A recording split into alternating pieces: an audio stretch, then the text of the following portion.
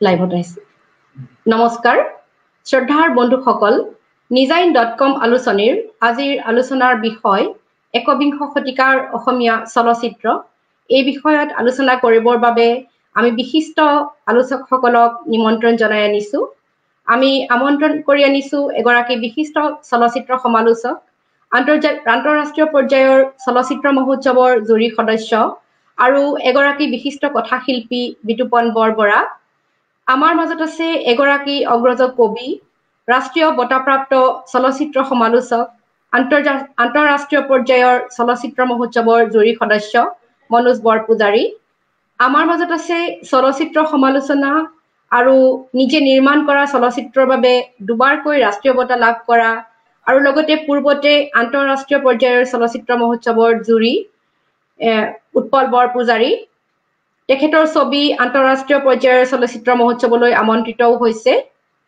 লগতে আমাৰ মাজত আছে আমাৰ পৰিচিত ববি শৰ্মা পূজাৰী ববি শৰ্মা বৰুৱা যি নিজে এগৰাকী মননশীল চলচ্চিত্ৰ নিৰ্মাতা প্ৰযোজক আৰু চিত্ৰনাট্যকাৰ তেখেতৰ দ্বাৰা নিৰ্মিত ছবিয়ে কেইবাটাও আন্তঃৰাষ্ট্ৰীয় বঁটা লাভ কৰিছে বিশেষ অসুবিধাৰ বাবে তেখেতে হয়তো আজি সমগ্ৰ আলোচনাৰ কালত আমাৰ মাজত উপস্থিত থাকিব নোৱাৰিবও পাৰে অসমৰ চলচ্চিত্ৰ জগতৰ এই বৰেণ্য ব্যক্তিকেইজনৰ প্ৰত্যেকৰে আছে সাংবাদিকতাৰ জগতখনৰ সৈতে জড়িত হৈ থকাৰ মনোৰম কাহিনী ববি শৰ্মা বৰুৱা তেখেতে সাংবাদিকতা গণমাধ্যম আৰু গণসংযোগ আৰু সাংবাদিকতাৰ মাধ্যমত চলচ্চিত্ৰত লোকসংস্কৃতিৰ উপাদান অসমীয়া চলচ্চিত্ৰত অসমীয়া লোকসংস্কৃতিৰ উপাদান সম্পৰ্কে তেখেতে PhD কৰিছে মই সকলোকে nijain.com পৰিয়ালৰ হৈ আজিৰ আলোচনালৈ আমন্ত্ৰণ জনাইছো বন্ধুসকল অসমীয়া চলচ্চিত্ৰ জগতখনৰ এক গৌৰৱময় ঐতিহ্য আছে এই কথা আমি সকলোৱে জানো 1936 চনত প্ৰথমখন অসমীয়া চলচ্চিত্ৰ জয়মতীয়ে জন্ম লাভ কৰাৰ পিছত অসমীয়া ছবিয়ে কাৰিকৰী দিশৰ লগতে দৰ্শকৰ কাষলৈ যোৱাৰ ক্ষেত্ৰত লাভ কৰা বিভিন্ন সীমাবদ্ধতা সত্ত্বেও এক গৌৰৱ উজ্জ্বল ধাৰা অব্যাহত ৰাখিছে কিন্তু একবিংশ শতিকাৰ প্ৰযুক্তিয়ে বিশ্বৰ চলচ্চিত্ৰ জগতখনত এক নতুন বিপ্লৱৰ সূচনা কৰা আমি দেখিবলৈ পাইছো এই শতিকাত প্ৰযুক্তিয়ে চলচ্চিত্ৰৰ দৰে জটিল কলা-আইটিৰ নিৰ্মাণ বিতৰণ বজাৰ আদি সকলো দিশকে অবিস্মৰণীয়ভাৱে প্ৰভাৱান্বিত কৰিছে প্ৰযুক্তিয়ে নানা সম্ভাৱনীয়তাৰ সৃষ্টি কৰাৰ লগে লগে নিৰ্মাতাসকললৈ প্ৰত্যাহ্বানো কঢ়িয়াই আনিছে দেখা গৈছে যে অসমত চলচ্চিত্ৰ নিৰ্মাণৰ ক্ষেত্ৰত পুঁজিৰ অভাৱ প্ৰদৰ্শনৰ বাবে উপযুক্ত চিনেমা হলৰ অভাৱ আদি বিভিন্ন সীমাবদ্ধতাবোৰ থকা স্বত্ত্বেও একবিংশ শতিকাত অসমীয়া চলচ্চিত্ৰই কাহিনী কথন উপস্থাপনা বিষয়বস্তুৰ সম্পৰীক্ষা আৰু আনকি ডাৰ্ক ফেণ্টাচিকে ধৰি চলচ্চিত্ৰৰ বিভিন্ন সম্পৰীক্ষা কৰিছে আৰু এই ক্ষেত্ৰত তেওঁলোকে চমৎকৃতভাৱে উদ্ভাৱনী শক্তিৰ পৰিচয় দি ৰাষ্ট্ৰীয় আৰু আন্তঃৰাষ্ট্ৰীয় প্ৰেক্ষাপটত উজলি উঠিছে আৰু কেইটামান দিনৰ পিছতে একবিংশ শতিকাৰ প্ৰথম দুটা দশকৰ অন্ত পৰিব এই পৰিপ্ৰেক্ষিততে আমি নতুন শতিকাৰ প্ৰযুক্তিৰ পোহৰত অসমীয়া চলচ্চিত্ৰৰ সফলতা আৰু প্ৰত্যাহ্বানবোৰৰ এটি খতিয়ান ল'বৰ বাবে এই আলোচনাটি আয়োজন কৰিছো মই প্ৰথমেই আমাৰ মাজত উপস্থিত থকা উৎপল বৰপূজাৰী ডাঙৰীয়াৰ কাষলৈ আহিব বিচাৰিছো আপুনি এগৰাকী ৰাষ্ট্ৰীয় বঁটাপ্ৰাপ্ত চলচ্চিত্ৰ সমালোচক এগৰাকী আন্তঃৰাষ্ট্ৰীয় চলচ্চিত্ৰ মহোৎসৱৰ এগৰাকী সন্মানীয় জুৰি সদস্য এগৰাকী ৰাষ্ট্ৰীয় বঁটাপ্ৰাপ্ত চলচ্চিত্ৰ নিৰ্মাতা আপোনাৰ চলচ্চিত্ৰত বিভিন্ন আন্তঃৰাষ্ট্ৰীয় মহোৎসৱলৈ আমন্ত্ৰিত হৈছে এই বৰ্ণাঢ্য অভিজ্ঞতাৰ ভিত্তিত একবিংশ শতিকাৰ অসমীয়া চলচ্চিত্ৰ নিৰ্মাণৰ ক্ষেত্ৰত কেনেধৰণৰ পৰিৱৰ্তন আৰু প্ৰত্যাহ্বান আহিছে বুলি আপুনি অনুভৱ কৰে লগতে এই শতিকাত আন্তঃৰাষ্ট্ৰীয় বা ৰাষ্ট্ৰীয় দৰ্শকৰ মাজলৈ অসমত নিৰ্মাণ হোৱা চলচ্চিত্ৰ এখন লৈ যোৱাৰ ক্ষেত্ৰত নিৰ্মাতা আৰু প্ৰযোজকসকলে কেনেধৰণৰ অভিজ্ঞতাৰ সন্মুখীন হৈছে বুলি আপুনি অনুভৱ কৰে আপুনি আগবাঢ়ক হয় নমস্কাৰ নিজাইনক ধন্যবাদ জনাইছো আজিৰ আলোচনাটো অনুষ্ঠিত কৰাৰ কাৰণে আৰু লগতে মোৰ সতীৰ্থ যিসকল আলোচক আছে তেওঁলোকলৈও নমস্কাৰ জনাইছো এই আপোনাৰ প্ৰশ্নটো আচলতে কেইবাটাও প্ৰশ্ন সোমাই আছে গতিকে মই এটা এটাকৈ দিবলৈ চেষ্টা কৰিম, আৰু যদি মই মাজতে প্ৰশ্ন কিবা পাহৰি যোৱা যেন লাগে কিবা এটা অলপ মনত পেলাই দিলে ভাল লাগিব। প্ৰথমতে মই ভাবো প্ৰথম এই বছৰটো আমাৰ এই প্ৰথম যি দুটা দশক পূৰণ হৈছে এই শতিকাৰ, অকল সেইটোৱেই চিনেমাৰ কাৰণে এটা উল্লেখযোগ্য কথা নহয়। এই বছৰটো আৰু এটা অতি ডাঙৰ উল্লেখযোগ্য কথা হ'ল যে এই বছৰটোত চিনেমাৰ 125 বছৰ হৈছে। কিন্তু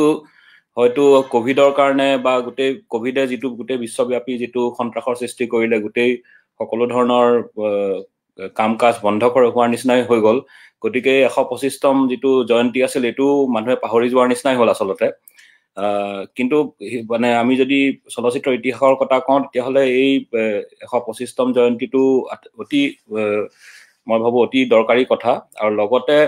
অসমীয়া চিনেমাৰো প্ৰায় আৰু মাত্ৰ 15 বছৰ পিছত 100 বছৰ হ'ব। গতিকে সেইফালৰ পৰাও আমি এটা অসমীয়া চিনেমাৰ যাত্ৰাটোৰ কথা এই শতিকাত আমি চালে মই ভাবো এটা মানে এইটো বিষয়বস্তু হিচাপে এইটো এটা দৰকাৰী বিষয়। অসমীয়া চিনেমা আমি আগৰ যাত্ৰাটো জানোৱে, জয়মতীৰ পৰা আৰম্ভ কৰি পেলাই 2000 চনলৈকে যদি আমি ধৰো তেতিয়াহ'লে আমি জ্যোতিপ্ৰসাদ আগৰৱালাৰ পৰা আৰম্ভ কৰি আমি আমাৰ ফণী শৰ্মা, বিষ্ণু ৰাভাৰ পৰা আৰম্ভ কৰি নিপ বৰুৱা, ব্ৰজেন বৰুৱা সকলো ধাৰাৰ চিনেমা আমি দেখি আহিছো। আহি ডক্টৰ ভৱেন্দ্ৰনাথ শইকীয়া, জাহ্নু বৰুৱা, তেনেকে শান্তনা বৰদলৈ, বিদ্যুৎ চক্ৰৱৰ্তী, আমাৰ সঞ্জীৱ হাজৰিকা, তেনেকে এই যোৱা শতিকাৰ শেষৰ পিনে তেওঁলোকৰ আৱিৰ্ভাৱ হ'ল, গৌতম বৰাকে ধৰি। এই শতিকাটো যদি আমি চাওঁ, এই শতিকাৰ আচলতে আমি দুটা ভাগত ভগাব পাৰো। এটা প্ৰায় আৰম্ভণিৰ পৰা 2012-13 চন মানলৈকে হ'ব এটা ভাগ যদি আমি ধৰো, আৰু 2012-13 বা 14ৰ পৰা ধৰি এতিয়ালৈকে। প্ৰথম আমি 2000 চনৰ পৰা 2012-13 চনলৈকে আমি যদি চাওঁ তেতিয়াহ'লে অসমীয়া চিনেমাৰ যিটো জাৰ্ণি আছিলে সেইটো মই ভাবো খুব এটা মানে খুব লেখত ল'বলগীয়া জাৰ্ণি নহয়। আমি মাজে মাজে এখন দুখন উল্লেখযোগ্য চিনেমা পাইছো, কিন্তু এনেকুৱা চিনেমাৰ কথা আমি ক'ব নোৱাৰো যিয়ে মানে এটা বিশ্বব্যাপী এটা খলকনি তুলিছিল, বা যাৰ কাৰণে আমি ক'ব পাৰো যে এইখন চিনেমাই অসমীয়া চিনেমাৰ ইতিহাসত এটা সাংঘাতিক এটা ধৰণৰ এটা ৰেখাপাত কৰিছিল। ভাল চিনেমা হৈছে, কিন্তু মই যিটো ক'ব খুজিছো যিটোৱে মানে আউটষ্টেণ্ডিং বুলি যাক কয়। কিন্তু আমি 2014 চন 15 চনৰ পৰা আমি হঠাৎ দেখা পালো যে বহুত নতুন নতুন চলচ্চিত্ৰ নিৰ্মাতা, বিশেষকৈ যুৱ প্ৰজন্মৰ চলচ্চিত্ৰ নিৰ্মাতা আহিল অসমত। সাংঘাতিক কিছুমান সাহসী কাম কৰিবলৈ আৰম্ভ কৰিলে। আমি কেইবাজনৰ নাম ল'ব পাৰো, যেনেকে অবভিয়াছলি ৰীমা দাসৰ নামটো প্ৰথমতে ল'ব লাগিব। তেওঁ ভিলেজ ৰকষ্টাৰ চিনেমাখনৰ মই তাৰ কাৰিকৰী বা সেইবোৰ দিশলৈ নগৈ পেলাই মই যদি কেৱল চিনেমাখনৰ যিটো নিৰ্মাণ কৰাৰ যিটো যাত্ৰা সেইটোৰ কথা কওঁ, তেতিয়াহ'লে সেইটো এটা সাংঘাতিক, গোটেই ভাৰততে এটা সাংঘাতিক ধৰণৰ এটা আন্দোলন আৰম্ভ কৰাৰ নিচিনা আচলতে কাম এটা হ'ল। কাৰণ অকলশৰীয়াকে এগৰাকী মহিলাই এখন চিনেমা এখন গাঁৱত অতি কম খৰচত নিৰ্মাণ কৰি উলিয়ালে, আৰু তাৰ পৰা গৈ পেলাই বিশ্বৰ বিভিন্ন আগশাৰীৰ চলচ্চিত্ৰ মহোৎসৱতো গ'ল, ৰাষ্ট্ৰীয় পুৰস্কাৰো পালে, আৰু ভাৰতৰ পৰা অস্কাৰৰ কাৰণে এণ্ট্ৰি হোৱা প্ৰথম উত্তৰ পূৰ্বাঞ্চলৰ ছবি হিচাপে পৰিগণিত হ'ল। আৰু ৰীমা দাসৰ লগতে তাৰপিছত সেই যোৱা 6-7 বছৰত যিখিনি ফিল্ম মেকাৰ আমাৰ অসমত ওলাইছে, তেওঁলোকৰ ভিতৰত বিভিন্ন ধাৰাৰ আমি চিনেমা দেখিবলৈ পাইছো, আৰু সকলোৱে এটা সততাৰে চিনেমাবোৰ নিৰ্মাণ কৰিবলৈ চেষ্টা কৰা বুলি মই ভাবো। ৰীমা বৰাৰ নাম ল'ব পাৰি, জয়সেং দহোতিয়া, তাৰপিছত কংকন ডেকা, দীপ চৌধুৰী, তাৰপিছত মঞ্জুল বৰুৱা, বিদ্যুৎ কটকী, ববি শৰ্মা বৰুৱা আছে ইয়াতে, আৰু তাৰপিছত আমাৰ ভাস্কৰ হাজৰিকা। গতিকে এই এনে আৰু আৰু আৰু বহুত কেইজন এনেকুৱা ধৰণৰ চলচ্চিত্ৰ নিৰ্মাতা ওলাইছে। তেওঁলোকে মই ভাবো যে ভাৰতত এটা খলকনি তুলিবলৈ সৃষ্টি হৈছে। আমি এতিয়া মানে প্ৰত্যেক বছৰে আমি এখন দুখন এনেকুৱা চিনেমা যোৱা 6-7 বছৰত পাই আছো যিয়ে ভাৰতীয় চিনেমা জগতত এক উল্লেখযোগ্য স্থান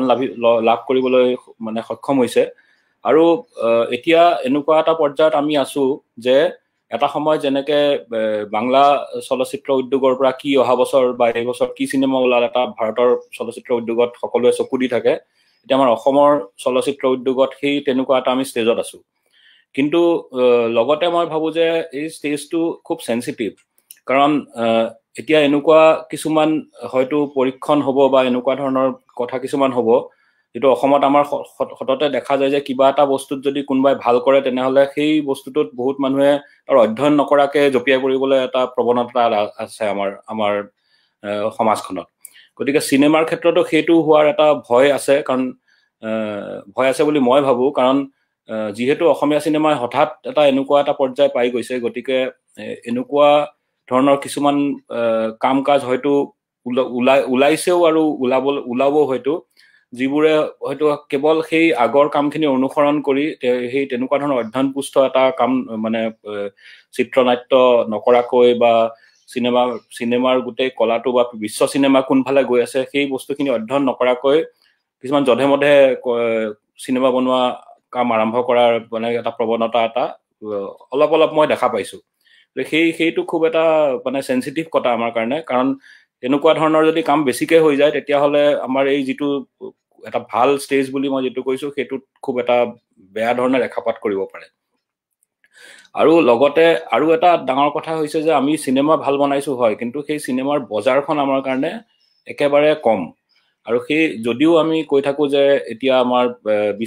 গোটেই সমগ্ৰ বিশ্বজুৰি আমি চিনেমা মাৰ্কেট কৰিব পাৰো, সেইটো কথাত ময়ো বিশ্বাস কৰো যে ভাল চিনেমা এখন হলে চিনেমাখনৰ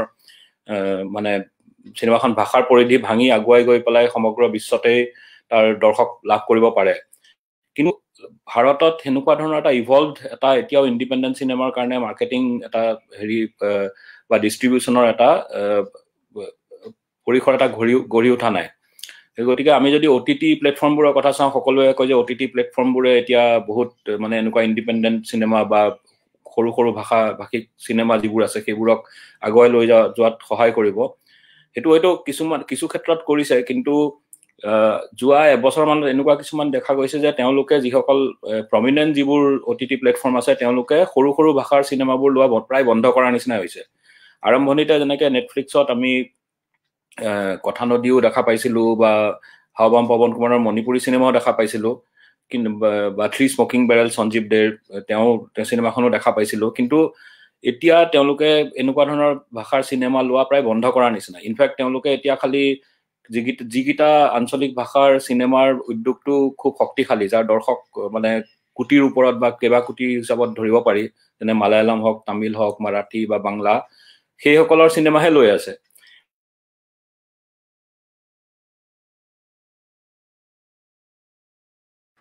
হয়, কৈ যাব আপুনি। লগতে মানে এই বস্তুটো এনেকুৱা হৈছে যে আমিছৰ দৰে চিনেমা এখন, যিখনে ট্ৰাইবেকা চলচ্চিত্ৰ মহোৎসৱ আমেৰিকাৰ তাত নিৰ্বাচিত হ'ল, আৰু ট্ৰাইবেকাৰ নিচিনা চলচ্চিত্ৰ মহোৎসৱত নিৰ্বাচিত হোৱাটো অতি মানে গুৰুত্বপূৰ্ণ, অতি সন্মানীয় কথা। কিন্তু সেইখন চিনেমাও এটা প্ৰমিনেণ্ট এটা OTT প্লেটফৰ্মত আহিব নোৱাৰিলে, এটা পে পাৰ ভিউ এটা প্লেটফৰ্মত আহিব লগা হ'ল। তাত তেওঁলোকে সঁহাৰি ভালেই পাইছে, কিন্তু যদি তাৰ প্ৰযোজকৰ আমদানিৰ ফালৰ পৰা চোৱা যায়, এইটো এটা খুব দীঘলীয়া এটা প্ৰচেছ হ'ব, যে চিনেমাখন বহুত লাখ মানুহে সেইটো প্লেটফৰ্মত চালেহে তেওঁলোকলৈ এটা মানে সন্মানীয় এটা পইচা ঘূৰি আহিব। এখন চিনেমা আমি সকলোৱে জানো যথেষ্ট ব্যয়বহুল এটা মিডিয়াম, গতিকে তাৰ যদি পইচা ঘূৰি নাহে তেতিয়াহ'লে আমাৰ উদ্যোগটো কেনেকৈ আগবাঢ়িব। গতিকে সেইটো এটা বিৰাট লক্ষণীয় কথা। আৰু লগতে কিছুমান এতিয়া আঞ্চলিক পৰ্যায়ৰ OTT প্লেটফৰ্মো আৰম্ভ হৈছে, যিবোৰে আঞ্চলিক ভাষাৰ চিনেমা লোৱা আৰম্ভ কৰিছে। অসমীয়া চিনেমাৰো প্লেটফৰ্ম এটা দুটা আৰম্ভ হৈছে, আৰু লগতে এনেকুৱা ধৰণৰ প্লেটফৰ্মো হৈছে য'ত কেৱল পূব ভাৰতৰ চিনেমাই দেখুৱাব, যেনে উৰিয়া, বাংলা, অসমীয়া তেনেকুৱা ধৰণৰ। কিন্তু তেওঁলোকৰ সমস্যাটো হৈছে যে তেওঁলোকৰ দৰ্শকৰ যিটো সংখ্যা সেইটোৰ খুব ডাঙৰ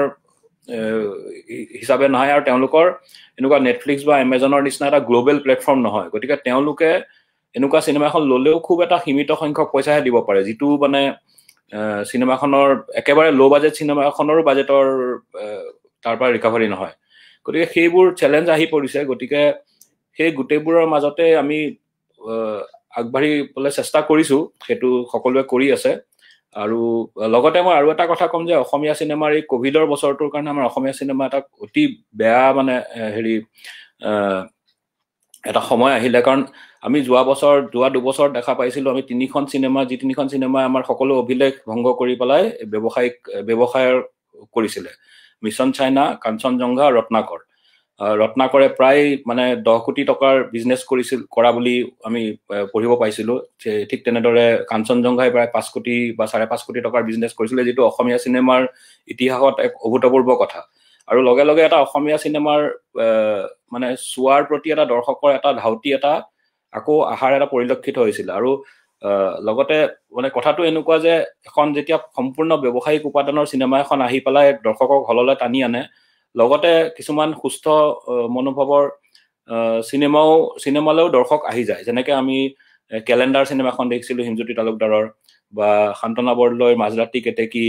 বা ভাস্কৰ হাজৰিকা কথা নদীয়ে ভালকে দৰ্শক আজৰিবলৈ এটা সক্ষম হৈছিলে। ইনফেক্ট আমিজখনৰো দৰ্শক আৰম্ভ মানে ঠিক ঠাক পাইছিলে, কিন্তু তেতিয়াই আমাৰ CAB আন্দোলন আৰম্ভ হ'ল, তাৰপিছত কোভিডৰ লকডাউন হ'ল, গতিকে এখন চিনেমা তেনেকেই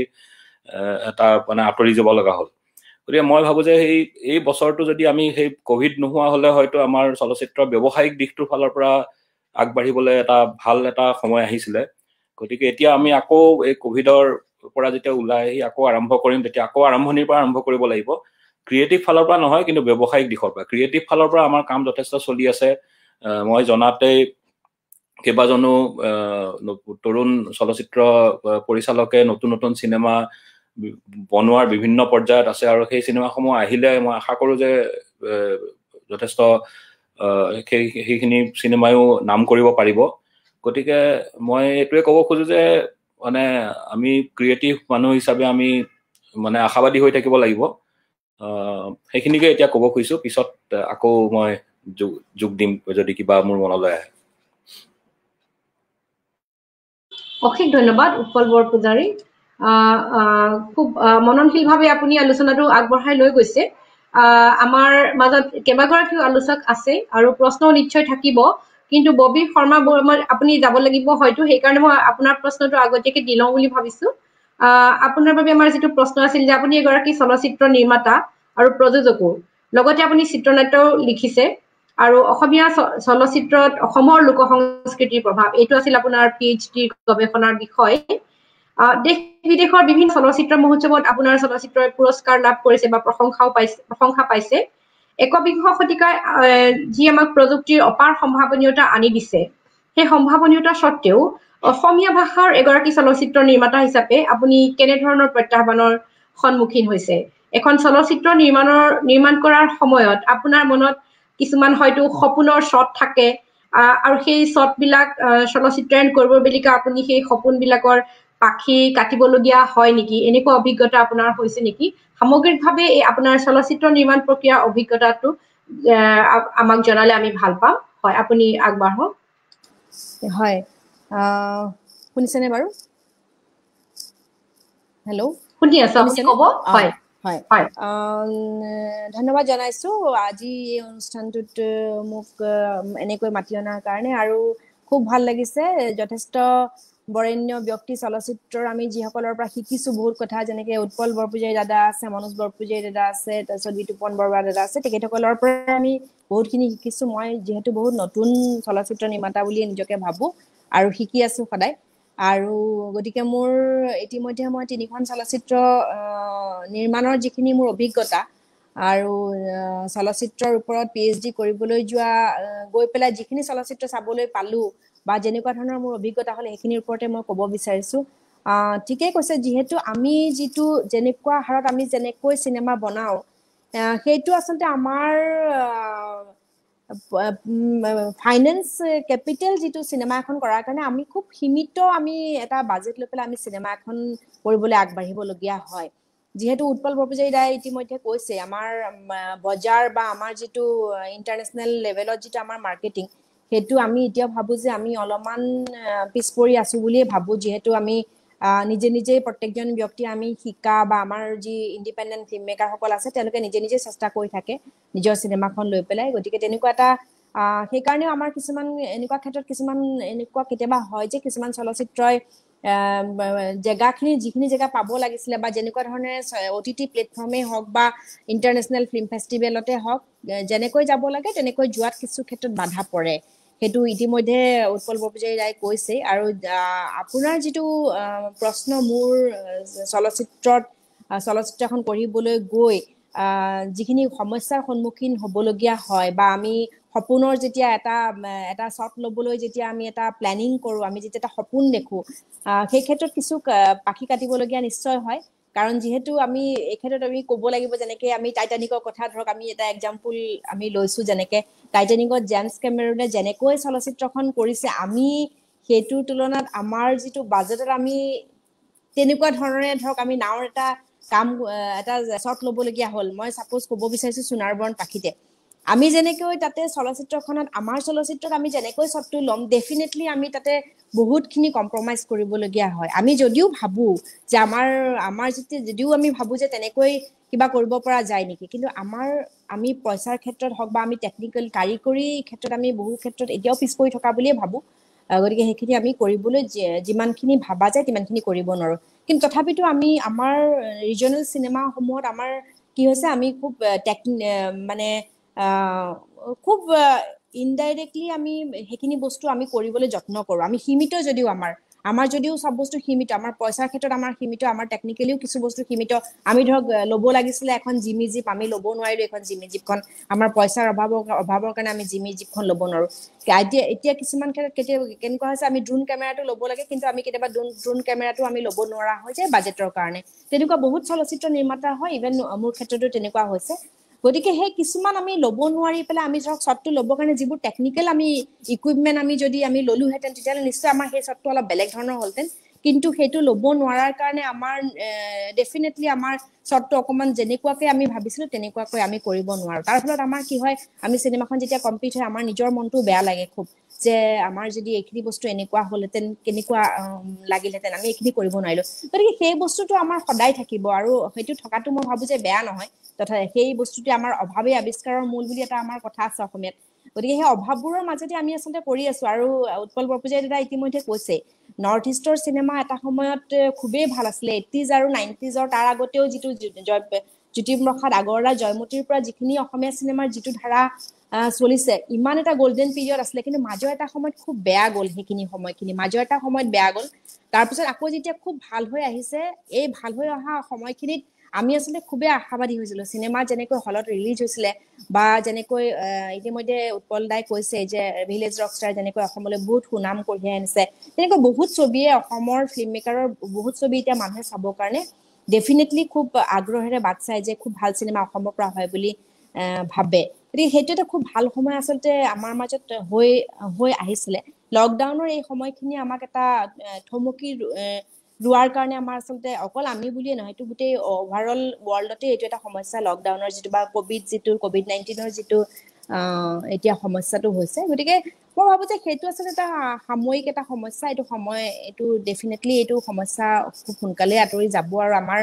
ছবিৰ যিটো খুব ভালকৈ আমি এটা প্লেটফৰ্মলৈ গৈ আছিলোঁ সেইটো নিশ্চয় আমাৰ অসমীয়া চলচ্চিত্ৰ বা নৰ্থ ইষ্টৰ চলচ্চিত্ৰৰ যিটো আমাৰ ধাৰা সেইটো অব্যাহত থাকিব বুলি ভাবোঁ আৰু তাৰ কাৰণে নতুন চলচ্চিত্ৰ যি নিৰ্মাতাসকল আছে বা নতুন প্ৰযোজকসকলে যেনেকৈ আগবাঢ়ি আহিছে খুবেই এইটো ভাল লগা এটা কথা হৈ আহিছে আৰু এটা কথা এইখিনিতে মই ক'ব বিচাৰিছোঁ যিহেতু আমি এটা যেনেকুৱা ধৰণে উৎপল দাই এটা কথা ক'লে যেনেকৈ এতিয়া চিনেমাবোৰ খুব সহজ ধাৰা হিচাপেও মানুহে এটা চলচ্চিত্ৰক এতিয়া লোৱাৰ এটা প্ৰয়াস কৰা যেন মোৰো অনুভৱ হৈছে উৎপল দাই যিটো কথাটো ক'লে যে মানে চিনেমা বনোৱাটো কিবা খুব সহজ হৈ গৈছে নেকি যেনেকে ৰিচাৰ্চ নকৰাকে বা আগবাঢ়ি বস্তুটো কোনো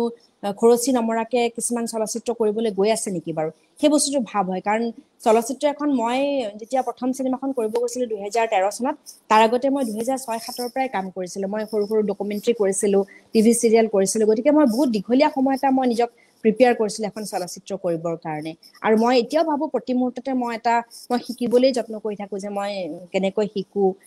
বা চলচ্চিত্ৰ এইটো এটাতো এণ্ডলেছ প্ৰচেছ হয় শিকাৰটো কোনো অন্ত নাই গতিকে এনেকুৱা এটা ধাৰণা মোৰো নোহোৱা নহয় যে এতিয়া যেন কিছুমান এনেকুৱা হৈছে নেকি যে খুব সহজভাৱে লৈছে নেকি চলচ্চিত্ৰ এখন কৰিবৰ কৰিবলৈ মানে যোৱাৰ যিটো যাত্ৰা গতিকে সেইটো হলে কিন্তু যিটো আমাৰ মানদণ্ড যিটো ওপৰলৈ উঠি গৈ আছে ক্ৰমান্বয়ে সেইটো নিশ্চয় কমি আহিব আৰু সেইটো হোৱাটো নিশ্চয় নিবিচাৰো এগৰাকী খুব চলচ্চিত্ৰ প্ৰেমী হিচাপে কাৰণ প্ৰত্যেকজন যাৰে চলচ্চিত্ৰ নহওক ভাল হোৱাটো খুবেই জৰুৰী কাৰণ আমি নিজকে গৌৰৱান্বিত কৰো যে নৰ্থ ইষ্টৰ হয় বা অসমৰ হয় মই চলচ্চিত্ৰ নিৰ্মাতা বা মই অসমৰ এখন চলচ্চিত্ৰৰ বিষয়ে যেতিয়া ক'বলৈ কৰবাত নহয় কৰবাত যেতিয়া সুযোগ পাওঁ তেতিয়াহ'লে নিশ্চয় সেইটো এটা খুব সকলোৰে কাৰণে খুব এটা ভাল লগা এটা মুহূৰ্ত আৰু গতিকে সেই বস্তুটো আচলতে আমি সকলোৱে চোৱাটো দৰকাৰ আৰু আমি চালি জাৰি চাব লাগে যে চিনেমাখন কৰিবলৈ যোৱাটো আচলতে পাৰ্চনেল যদিও বস্তু হয় তথাপিতো এটা মানে এটা জেগা যিহেতু ৰিপ্ৰেজেন্ট কৰে এখন চিনেমাই বহুত বস্তু চলচ্চিত্ৰ নিৰ্মাতা গৰাকীয়ে যেতিয়া চিনেমাখন কৰিব যায় তেতিয়া ভবা নাযায় যে আমি কি কৰিছো বা কি নাই কৰা যেতিয়া চলচ্চিত্ৰখন হৈ যায় তেতিয়া কিন্তু বহুত ৰেসপন্সিবল হৈ যোৱা যায় মানুহজন কাৰণ এখন চলচ্চিত্ৰই এখন জেগাৰ এটা ভৌগোলিক এটা সোশিয়েল এটা গোটেই সমস্তখিনি এটা বস্তু এখন চলচ্চিত্ৰৰ এটা জেগাৰ পৰা আইডেন্টিফিকেশন হৈ পেলাই ওলাই যাব পাৰে গতিকে সেই ক্ষেত্ৰত আমি খুব পাৰ্টিকুলাৰ হোৱাটো খুব সিনসিয়াৰ হোৱাটো আমি খুব দৰকাৰ উৎপল বৰপূজাৰী দাদা ইতিমধ্যে খুব ভালকৈ এই কথাটো কৈছে আৰু নিশ্চয় টেকনিক্যাল যদিও আমাৰ খুবেই ডেভেলপ হৈ গৈছে কিন্তু আমি আচলতে আমাৰ ৰিজনাল সিনেমাবোৰ অকল অসমীয়া বুলিয়ে নহয় গোটেই পৃথিৱীৰ আচলতে যেতিয়া মই দুবাৰকে আচলতে খুব সৌভাগ্যশালী কান্স মহোৎসৱত প্ৰডিউচাৰ ৱৰ্কশ্বপ লেব মই তাতে জয়েন কৰিছিলো তেতিয়াও মই বহুত ইণ্ডিপেণ্ডেণ্ট সৰু আমাৰ নিচিনাই কিছুমান স্ট্ৰাগলিং ফিল্ম মেকাৰ লগ পাইছিলো তেওঁলোকক তেতিয়াও তেওঁলোকে কৈছিলে যে বোলে আমিও তেনেকেই কৰি আছো আমি যেনেকে কৰো তেওঁলোকে তেনেকেই কৰি আছে কষ্ট কৰি কৰে 3-4জন মানুহ মিলি পেলাই কৰে বা নিজৰ পকেটৰ ধন খৰচ কৰি পেলাই চিনেমাখন কৰিবলৈ যায় গতিকে টেকনিক্যালি যদিও বহুত এতিয়া মানে আপগ্ৰেড হৈছে তথাপিতো আমাৰ কিছুমান বস্তু আমাৰ টেকনিক্যালি কিছু বস্তু আমি নাপাওঁ বুলি ভাবো কিন্তু হেতু নহয় যে টেকনিক্যালি নোপোৱা কাৰণে আমাৰ চলচ্চিত্ৰখন বেয়া হ'ব কেতিয়াও এইটো কথা হ'ব নোৱাৰে কাৰণ তেনেকুৱা আমি উদাহৰণ ইতিমধ্যে উৎপলদাই ক'লে ভিলেজ ৰকষ্টাৰকে আদি কৰি অসমৰ বহু কেইখন চিনেমা এতিয়া হয়তো মোৰ পাৰ্টিকুলাৰলি মনত অহা নাই তে বহুত চিনেমা আমাৰ অসমৰ খুব ভাল চিনেমা হৈ গৈছে টেকনিক্যালি হয়তো আমি ইমান বস্তু আমি কাৰিকৰীভাৱে তাতে সংযোজন কৰাব পৰা নাই কিন্তু ষ্টৰী টেলিং যেহেতু চিনেমাখনৰ এটা মূল বিষয় বস্তু গতিকে সেই ষ্টৰী টেলিং বস্তুটোৱে চিনেমাখন ধৰি ৰাখাত সক্ষম হৈছে আৰু পৃথিৱীৰ মানচিত্ৰত আমাৰ অসমৰ নামটো সংযোজিত হৈছে বুলি মই ভাবো আৰু নিশ্চয় সদায় এটা হেঁপাহ থাকে কাৰিকৰী বস্তুখিনিও ভালকৈ লৈ পেলাই চিনেমা কৰাৰ এটা হেঁপাহ থাকে আৰু আমি ইণ্ডিয়ান চিনেমা এতিয়া মই এটা অকমান এইখিনি ক'ব বিচাৰিছো জাল্লিকাটুৰ কথা ক'ব বিচাৰিছো যিখন ইণ্ডিয়া অস্কাৰ তেতিয়া এবাৰ হৈছে সেইখন চিনেমা চাইছো সেইখন চিনেমা ইমানেই টেকনিক্যালি ধুনীয়াকে বনাইছে যেহেতু মালায়ালাম চিনেমা তেখেতসকলে সেই সাবজেক্টটো আমাৰ অসম বা আমাৰ নৰ্থ ইষ্টতো আমাৰ তেনেকুৱা ধৰণৰ সাবজেক্ট আমাৰ বহু বেছি আছে কিন্তু কিছু হয়তো আমি সাবজেক্ট আমাৰ টেকনিক্যালি কিছু কথা ভাবি পেলাই আমি সাবজেক্ট এটা লোৱাৰ সময়তে আমি ভয় খাই যাবলগীয়া হয় যেহেতু এইটো মোৰ পাৰ্সোনেল অভিজ্ঞতা কাৰণ মোৰ ৰিসেন্ট লাষ্ট ছবি মিছিংখন কৰোতেই মোৰ তেনেকুৱা হৈছিলে কাৰণ এখন সাৰদুকপেন আছিলে যোৱা বছৰ এইখনে ৰাষ্ট্ৰীয় বঁটা পাইছিলে কিন্তু চিনেমাখন কৰিব যাওঁতে মোৰ সেই তেনেকুৱা ধৰণৰ কিছুমান বস্তুৰ মই সমস্যাৰ সন্মুখীন হৈছিলো কাৰণ তাতে কিছুমান বস্তু মই নিব নোৱাৰো নিয়াৰ কাৰণে অসুবিধা লৈ গলেও ভাড়াৰ কথা আহি যায় প্ৰতিটো বস্তু কৰিবলৈ যোৱাৰ আগতে মই এই বস্তুটোৱে মোক সদায় মানে থমকি যোৱাত মোক ৰখাই দিছিলে কাৰণ যেহেতু মই ফাইনেন্সিয়ালি মই সেইখিনি বস্তু এফৰ্ড কৰিব পৰা নাছিলো গতিকে সেই বস্তুটো হয় সেইটো প্ৰতিজন ফিল্ম মেকাৰৰে হয় যে মানে ভবা নিচিনাকৈ আমি কিছুমান বস্তু কৰিব নোৱাৰো আমাক সেইটো বস্তু ধৰি ৰাখে গতিকে আমি বেলেগ এটা উপায় অৱলম্বন কৰি আমাৰ নিজৰ সপোনৰ যি ৰং আমি দিবলৈ যত্ন কৰো গতিকে সেইটো আমি এটা ৰাস্তা বন্ধ হলে আৰু 10টা ৰাস্তা খোল খাই বুলি এটা আমাৰ বিশ্বাস আছে সকলোৰে গতিকে টেকনিক্যালি যদিও ৰাস্তাটো আমি ভবা মতে আমি ল'ব নোৱাৰো কিছু বস্তু আমাৰ তথাপিতো আন ৰাস্তাৰে আমি কৰিবলৈ সক্ষম হওঁ আৰু সেইকাৰণে হয়তো আমাৰ ৰিজনাল চিনেমা এতিয়াও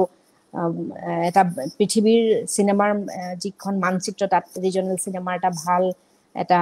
পজিশন আছে অল ওভাৰ ৱৰ্ল্ডত গতিকে এই ক্ষেত্ৰত বিদুপন দা মনোজ দা বা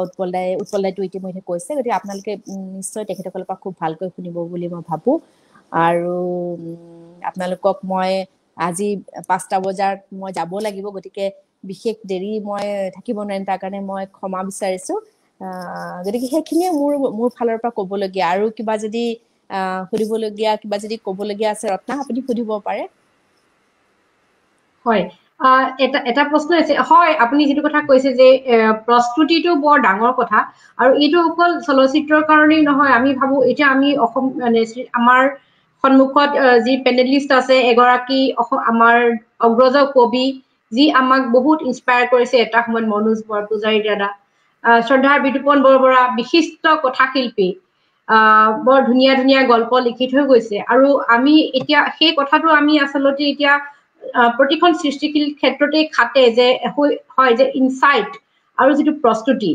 মানে গল্প সেইটো অকল চলচ্চিত্ৰ এখন লিখাৰ বেলিকা যেনেকে দৰকাৰ ঠিক তেনেকে আমি গল্প এটা বা কবিতা বা আমাৰ উপন্যাস বা যিকোনো ক্ষেত্ৰতে সেইটো আমি সকলোৱে কিন্তু অকমান সিৰিয়াসলি ভাবিবলগীয়া হৈছে আৰু আপোনাৰ কাৰণে এটা মোৰ হেৰি আছে যে আপুনি আহিবলগীয়া সময়ত আপোনাৰ চলচ্চিত্ৰ নিৰ্মাণৰ কি পৰিকল্পনা আছে সেইটো মই এতিয়াই জানি ল'ব খুজিছো মই ইতিমধ্যে এখন তিৱা ছবিৰ কাম কৰিলো এখন লকডাউন হোৱাৰ আগতে ছবিখনৰ কাম 90% হোৱা বুলিয়ে ক'ব পাৰি লকডাউনৰ কাৰণে চিনেমাখনৰ কাম শেষ কৰিব পৰা নাই গতিকে সেইখন ছবিৰ কাম কৰি আছো আৰু বাকি বেলেগ কিছুমানৰ ৰিসাৰ্চ চলি আছে কাৰণ মই খুব এটা সাবজেক্ট যোৱাৰ আগতে খুব জানিবলৈ যত্ন কৰোঁ বা ৰিসাৰ্চ কৰোঁ খুব ভালকৈ আৰু যেহেতু মই ষ্টুডেন্ট হৈ থাকি আসলে ভাল পাওঁ গতিকে সেইটো কাৰণে মই সিনেমাখনো মোৰ কাৰণে সেইখিনি বস্তু মই যত্ন কৰোঁ শিকিবৰ কাৰণে বা বুজিবৰ কাৰণে গতিকে তেনেকুৱা ধৰণৰ কিছুমান কাম চলি আছে আৰু তিৱা সিনেমাখন এতিয়া যেহেতু লকডাউনৰ কাৰণে মোৰ আধা হৈ আছে সেইখনৰ কামো কমপ্লিট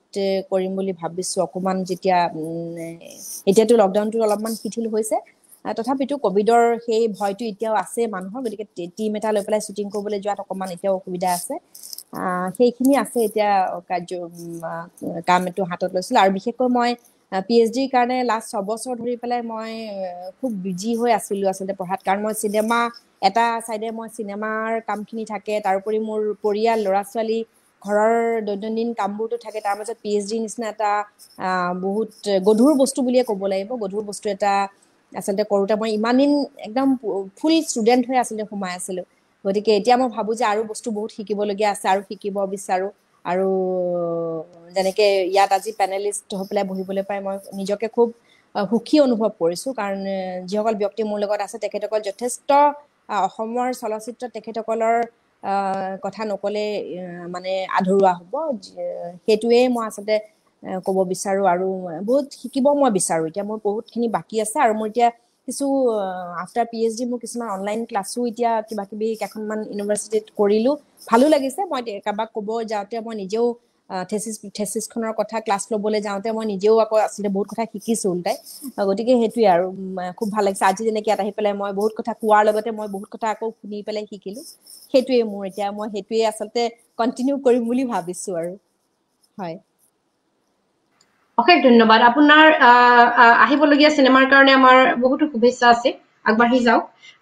শ্ৰদ্ধাৰ মনোজ বৰপূজাৰী আছে তেখেতৰ কাৰণে আমাৰ গুৰুত্বপূৰ্ণ প্ৰশ্ন আছে কিন্তু তাৰ আগতে মই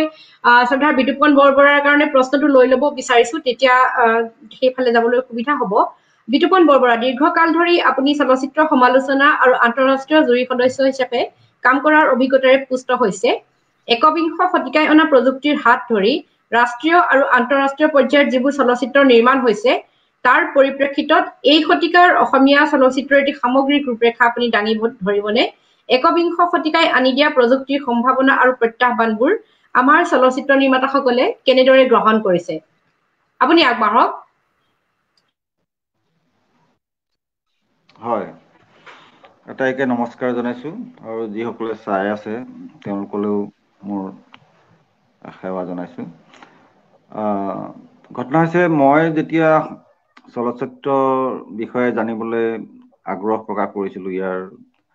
যিটো নান্দনিক কথাবিলাক বা অন্য যিটো কাৰিকৰী কথাবিলাক তেতিয়া মই সেইখিনি সময়ত মই অগ্ৰদূত কাকতত চাকৰি কৰি আছিলো আৰু মই কথাখিনি শিকিবৰ কাৰণে খুব কাম শেষ হলে জ্যোতি চিত্ৰবনলৈ ঢাপলি মেলিলো তেতিয়া মই বিজয় চৌধুৰীৰ দৰে সম্পাদক তেওঁলোকে জ্যোতি চিত্ৰবনত কাম কৰি থকা দেখিছিলো এবাৰ জানু বৰুৱাই তেতিয়া নতুনকৈ অহা এটা ষ্টিনবেক মেচিন তাৰ আগতে মুভিৱালাত আমাৰ সম্পাদনা হৈছিলে ষ্টিনবেক মেচিনত মই সম্পাদনা কৰি থকা দেখিছিলো গতিকে আমি যি সময়ত এই চলচ্চিত্ৰ ঠিক আলোচনা সমালোচনাৰ এই ক্ষেত্ৰখনত ভৰি দিছিলোহি সেইখিনি সময়ত মাধ্যমটোক যেতিয়া জানিবলৈ এনেকে জ্যোতি চিত্ৰবন বা অন্য যিকোনো কাৰিকৰী লোকৰ সৈতে আমি আলোচনাও কৰিছিলো সেইখিনি সময়তে এটা প্ৰথম যুগান্তৰ এটা আমি দেখা পাইছিলো কাৰণ মুভিৱালাৰ পিছত ষ্টিনবেক আহিছিলে বহুত এডভান্স এডিটিং এটা চিষ্টেম আছিলে সেইখিনি সময়ৰ দ্বিতীয়তে সাউণ্ডত যদিও তেতিয়ালৈকে ডিজিটেল অহা নাছিলে তাৰ কিছু দিনৰ পিছতে মাল্টি ট্ৰেক ৰেকৰ্ডিঙৰ ব্যৱস্থাটো গুৱাহাটীতে প্ৰথম বোধহয় এই ভিপজিঅ'ৰ ষ্টুডিঅ' নহয় ভিপজিঅ'ৰ ষ্টুডিঅ'ত এই আমাৰ হেৰি আনিছিলে কি কয় তেখেত বিশিষ্ট সংগীতজ্ঞ আৰু ৰেকৰ্ডিষ্ট নামটো পটকে পাহৰিছো তাৰপিছত মাল্টিট্ৰেক ৰেকৰ্ডিং আহিলে ডিজিটেল ৰেকৰ্ডিং আহি গ'ল আৰু এতিয়া যেতিয়া আমাৰ নতুন যিসকল চলচ্চিত্ৰ নিৰ্মাতা ঠিক জানু বৰুৱা সঞ্জীৱ হাজৰিকা তাৰপিছত বিদ্যুৎ চক্ৰৱৰ্তী শান্তনা বৰদলৈ তেওঁলোকে ঠিক 90s তেওঁলোকে প্ৰথম এটা অসমীয়া চলচ্চিত্ৰ জগতলৈ এটা চাঞ্চল্য আনিছিলে সেইখিনি সময়ত খুব সাংঘাতিকভাৱে সাফল্য লভা ক্ৰিটিকেলি কেইবাখনো চিনেমা আমাৰ অসমীয়া ভাষাত নিৰ্মিত হৈছিলে বিদ্যুৎ চক্ৰৱৰ্তীৰ ৰাগ বিৰাগ তাৰপিছত সঞ্জীৱ হাজৰিকাৰ হলধৰ শান্তনা বৰদলৈৰ দতাল হাতীৰ খোৱা হাওদাৰ ওপৰত নিৰ্মিত আমাৰ এখন কি আছিলে পটকে মই নামটো পাহৰিছো সদাৰ্য এইখিনি ছবিয়ে সেইখিনি সময়ত এটা চাঞ্চল্য সৃষ্টি কৰিছে আমি সেইখিনি সময়ত এইটো এটা নৱ জাগৰণ বা এটা নৱন্যাস বুলি আমি আখ্যায়িত কৰিছিলো আৰু সেইখিনি সময়ত অন্য কিছুমান চিত্ৰ নিৰ্মাতা যেনেকে অৰূপ মান্নাও ওলাইছিলে তাৰপিছতে আৰু দুজনমান প্ৰবীণ হাজৰিকাই তেওঁ এখন ডকুমেণ্টাৰী ফিল্ম কৰিছিলে সেইখনতো যথেষ্ট তেখেতে সাফল্য লভিছিলে সেইখিনি চলচ্চিত্ৰ নিৰ্মাতা সেইখিনি সময়ত হেৰি কৰি আছিলে আৰু তাৰ পিছতো তেখেতসকলে তেওঁলোকৰ শান্তনা বৰদলৈ অৱশ্যে বহু পিছলৈ আজি অলপ দিনৰ আগতহে মাজৰাতিৰ কেতেকী নিৰ্মাণ কৰিছিলে কিন্তু বিদ্যুৎ চক্ৰৱৰ্তী আৰু সঞ্জীৱ হাজৰিকাই চলচ্চিত্ৰ নিৰ্মাণ কৰি গৈছিলে আৰু সেইখিনি সময়তে আমাৰ গৌতম বৰা ডাঙৰীয়াই অশ্বভূপিৰ যোগেদিও সাংঘাতিক এটা চাঞ্চল্য প্ৰথমবাৰৰ বাবে অসমীয়া চলচ্চিত্ৰলৈ ইন্দিৰা গান্ধী যিটো প্ৰথমখন ফিচাৰ ফিল্মৰ কাৰণে যিটো দিয়ে ডাইৰেক্টৰ ইন্দিৰা গান্ধী এৱাৰ্ড এইটো প্ৰথমবাৰৰ বাবে তেওঁ পাইছিলে আৰু অশ্বভূপিৰ যোগেদি আৰু এজন আমি খুব প্ৰতিভাৱান সংগীতজ্ঞও পাইছিলো শ্বেৰ চৌধুৰী ডাঙৰীয়াক তেখেত এতিয়া প্ৰয়াত আৰু তেখেতে প্ৰথম বহুদিনৰ মূৰত ভূপেন হাজৰিকাৰ পিছত শ্ৰেষ্ঠ সংগীত পৰিচালকৰ বঁটা লাভ কৰিছিলে গতিকে সেইখিনি সময় অসমীয়া চলচ্চিত্ৰ বহুদিনৰ মূৰত আৰু কেইবাজনো প্ৰতিভাধৰ চলচ্চিত্ৰ নিৰ্মাতাই সাফল্য লাভ কৰিছিলে আনকি বিদ্যুৎ চক্ৰৱৰ্তীয়ে তাৰপিছত ইন্দিৰা গান্ধী এই প্ৰথম ফিল্মৰ কাৰণে ইন্দিৰা গান্ধী বঁটাটো পাইছিলে সঞ্জীৱ হাজৰিকাই পাইছিলে এনেকে সেইখিনি সময় খুব আচলতে এটা খুব জয়ময় এটা অৱস্থা আছিলে আৰু ঠিক তাৰ পাছতে মঞ্জু বৰাও এই পৰিস্থিতিটোৰ মাজত তেখেত আহি ভৰি দিছিলে আৰু তেখেতৰ চিনেমা বোৰেও যথেষ্ট খ্যাতি লাভ কৰিছিলে তাৰ পিছত যথেষ্ট দিনৰ মাজত এটা খুব বেয়া সময় গ'ল আমাৰ বিদ্যুৎ চক্ৰৱৰ্তী সঞ্জীৱ হাজৰিকা শান্তনা বৰদলৈ এটাইৰে চলচ্চিত্ৰ নিৰ্মাণত গতি পৰিলে আৰু তাৰ পিছতে এতিয়া যিসকল আমাৰ নতুন চলচ্চিত্ৰ নিৰ্মাতা ওলাইছে ববি শৰ্মা আমাৰ বিদ্যুৎ কটকী সুৰুজ দুৱৰা আমাৰ কি কয় জয়সিং জয় দহতীয়া উৎপল বৰপূজাৰী এনেকে যিখিনি নতুনকে ওলাইছে তেওঁলোকৰ আৱিৰ্ভাৱ হ'ল ৰীমা দাস তাৰপিছতে ৰীমা বৰা তেওঁলোকৰ যিখিনি নতুন আমি এতিয়া নতুন পুৰুষ দিশক আখ্যায়িত কৰিছো তেওঁলোকৰ চলচ্চিত্ৰ আৰু প্ৰতিজনেই এনেকুৱা চিনেমা কিছুমান কৰিলে নতুন ধৰণৰ কাৰিকৰী সম্পদক হাত কৰি খুব কম আয়াসতে কৰিব পৰা কাৰণ এতিয়া ডিজিটেল টেকনলজি অহাৰ লগে লগে আমি ষ্টিল কেমেৰাও চিনেমা শ্বুট কৰিব পৰা হলো আৰু চলচ্চিত্ৰ নিৰ্মাণৰ ব্যয় যথেষ্ট কমি গ'ল অৱশ্যে এটা কথা হ'ল আগতকে আকৌ এতিয়া পোষ্ট প্ৰডাকশ্যনৰ যিটো খৰচ বিশেষকৈ কালাৰ কাৰেকশ্যন যিহেতু কৰিবলগীয়া হোৱাৰ কাৰণে পোষ্ট প্ৰডাকশ্যনৰ ব্যয়টো যথেষ্ট বাঢ়ি গ'ল মই ভাবো উৎপল বৰপূজাৰীয়ে সেইটো কথা ভালকে ক'ব পাৰিব নিজে অভিজ্ঞ হিচাপে আৰু ববি শৰ্মাই ক'ব পাৰিব কাৰণ এতিয়া OTT প্লেটফৰ্মত চলচ্চিত্ৰ এখন দিবলৈও কিছুমান নিৰ্দিষ্ট তেওঁলোকৰ পেৰামিটাৰ থাকে সেই পেৰামিটাৰখিনি ফুলফিল হলেহে ছবিখন লয় গতিকে যদিও চলচ্চিত্ৰ নিৰ্মাণ অলপ আগতকৈ সহজ হ'ল আৰু যথেষ্ট তাত ধৰি লওক মুভমেণ্টৰ কেমেৰা মুভমেণ্ট বা অন্য ধৰণৰ লাইটিঙৰ ক্ষেত্ৰতো যথেষ্ট আপোনাৰ এটা কি কয় ফ্লেক্সিবিলিটি আহিলে মানে কম লাইটৰেও এতিয়া হয় LED লাইটেৰেও এতিয়া চিনেমা শ্বুটিং কৰিব পাৰি কম পোহৰতো এতিয়া আগৰ দৰে যেনেকে আমি হাই স্পীড ফিল্মৰ সন্ধান কৰিবলগীয়া হৈছিলে কম পোহৰত কৰিবলৈ এতিয়া সেইবিলাক আমি কেমেৰাতে এডজাষ্ট কৰিব পাৰোঁ কেমেৰাবিলাক এতিয়া যথেষ্ট চেঞ্চিটিভো হ'ল এনেকে ডিজিটেল টেকনলজি এটা অভাৱনীয় বৈপ্লৱিক পৰিৱৰ্তন অকল অসমতে বুলি নহয়, অকল ভাৰততে বুলি নহয়, সমগ্ৰ পৃথিৱীতে আনিলে। যদিও পুৰণা যথেষ্ট চলচ্চিত্ৰ নিৰ্মাতাই হঠাতে বা অসমতো সেই ঘটনা ঘটিছে। এতিয়া গৌতম বৰাৰ দৰে পৰিচালকে সদায় মানে এতিয়াও কৈ থাকে যে নাই, তেওঁৰ চলচ্চিত্ৰ যিটো পুৰণি ফিল্ম, এই ফিল্মক এৰি মানে ডিজিটেল মাধ্যমটো গ্ৰহণ কৰিবলৈ তেওঁ ইতস্তত বোধ কৰে। একেধৰণে মঞ্জু বৰাই বহুদিন ডিজিটেল মাধ্যমটো তেওঁ হেৰি লোৱা নাছিলে, কিন্তু শেহতীয়া ফিল্মখন তেওঁ ডিজিটেল মাধ্যমতে কৰিছে। ববি শৰ্মাই বোধহয় প্ৰথম ছবিখন ববি শৰ্মাই চেলুলয়ডত কৰিছিলে নেকি আপুনি? মোৰ ডিজিটেলতে কৰিছো গোটেই তেনেহলে ডিজিটেল মাধ্যমতে আপোনালোক যিখিনি নতুন আমাৰ এতিয়া পুৰুষৰ চলচ্চিত্ৰ নিৰ্মাতা এটাই প্ৰায় ডিজিটেল মাধ্যমত। ডিজিটেল মাধ্যমত হোৱাৰ ফলত বহুত ধৰণৰ আকৌ অন্য ধৰণৰ ফ্লেক্সিবিলিটি, যেনেকে ৰিমাত আছে ভিলেজ ৰকষ্টাৰখন ঘৰতে থাকি ঘৰৰ পৰিৱেশৰ ওচৰ পাজৰৰ পৰিৱেশতে শ্বুট কৰি ঘৰতে সম্পাদনা কৰি উলিয়াইছিলে। কিন্তু সেই কাম কৰোঁতে তেওঁ নিজকে যে এই শুধৰোৱাৰ যিটো প্ৰক্ৰিয়া, ধৰি লওক চিনেমা এটা শ্বুটিং কৰি আহিলে, সম্পাদনা কৰি থাকোঁতে দেখিলে নহয় আৰু এইখিনি মই অকণমান সংশোধন কৰিব লাগিব, আকৌ কেমেৰাটো লৈ ধৰি লওক পিছদিনা ওলাই গ'ল। এনেকুৱা ধৰণৰ এটা আগতকে যিটো অনায়াস, আগতে এটা ৰিশ্বুট কৰা মানে এবাৰ যেতিয়া শ্বুট কৰি আহিব তাৰপিছত সেইখিনি প্ৰচেছ কৰিব লাগিব, সেইখিনি তাৰপিছত গৈ দেখিবগৈ বহুত দিনৰ মূৰত, দেখি তাৰপিছত আকৌ ৰিশ্বুট কৰাটো এটা বিৰাট ব্যয়বহুল এটা কাম। আকৌ এটা শ্বুটিং শ্বেডিউল বনোৱা, আকৌ গোটেইখিনি কেমেৰাৰ পৰা আৰম্ভ কৰি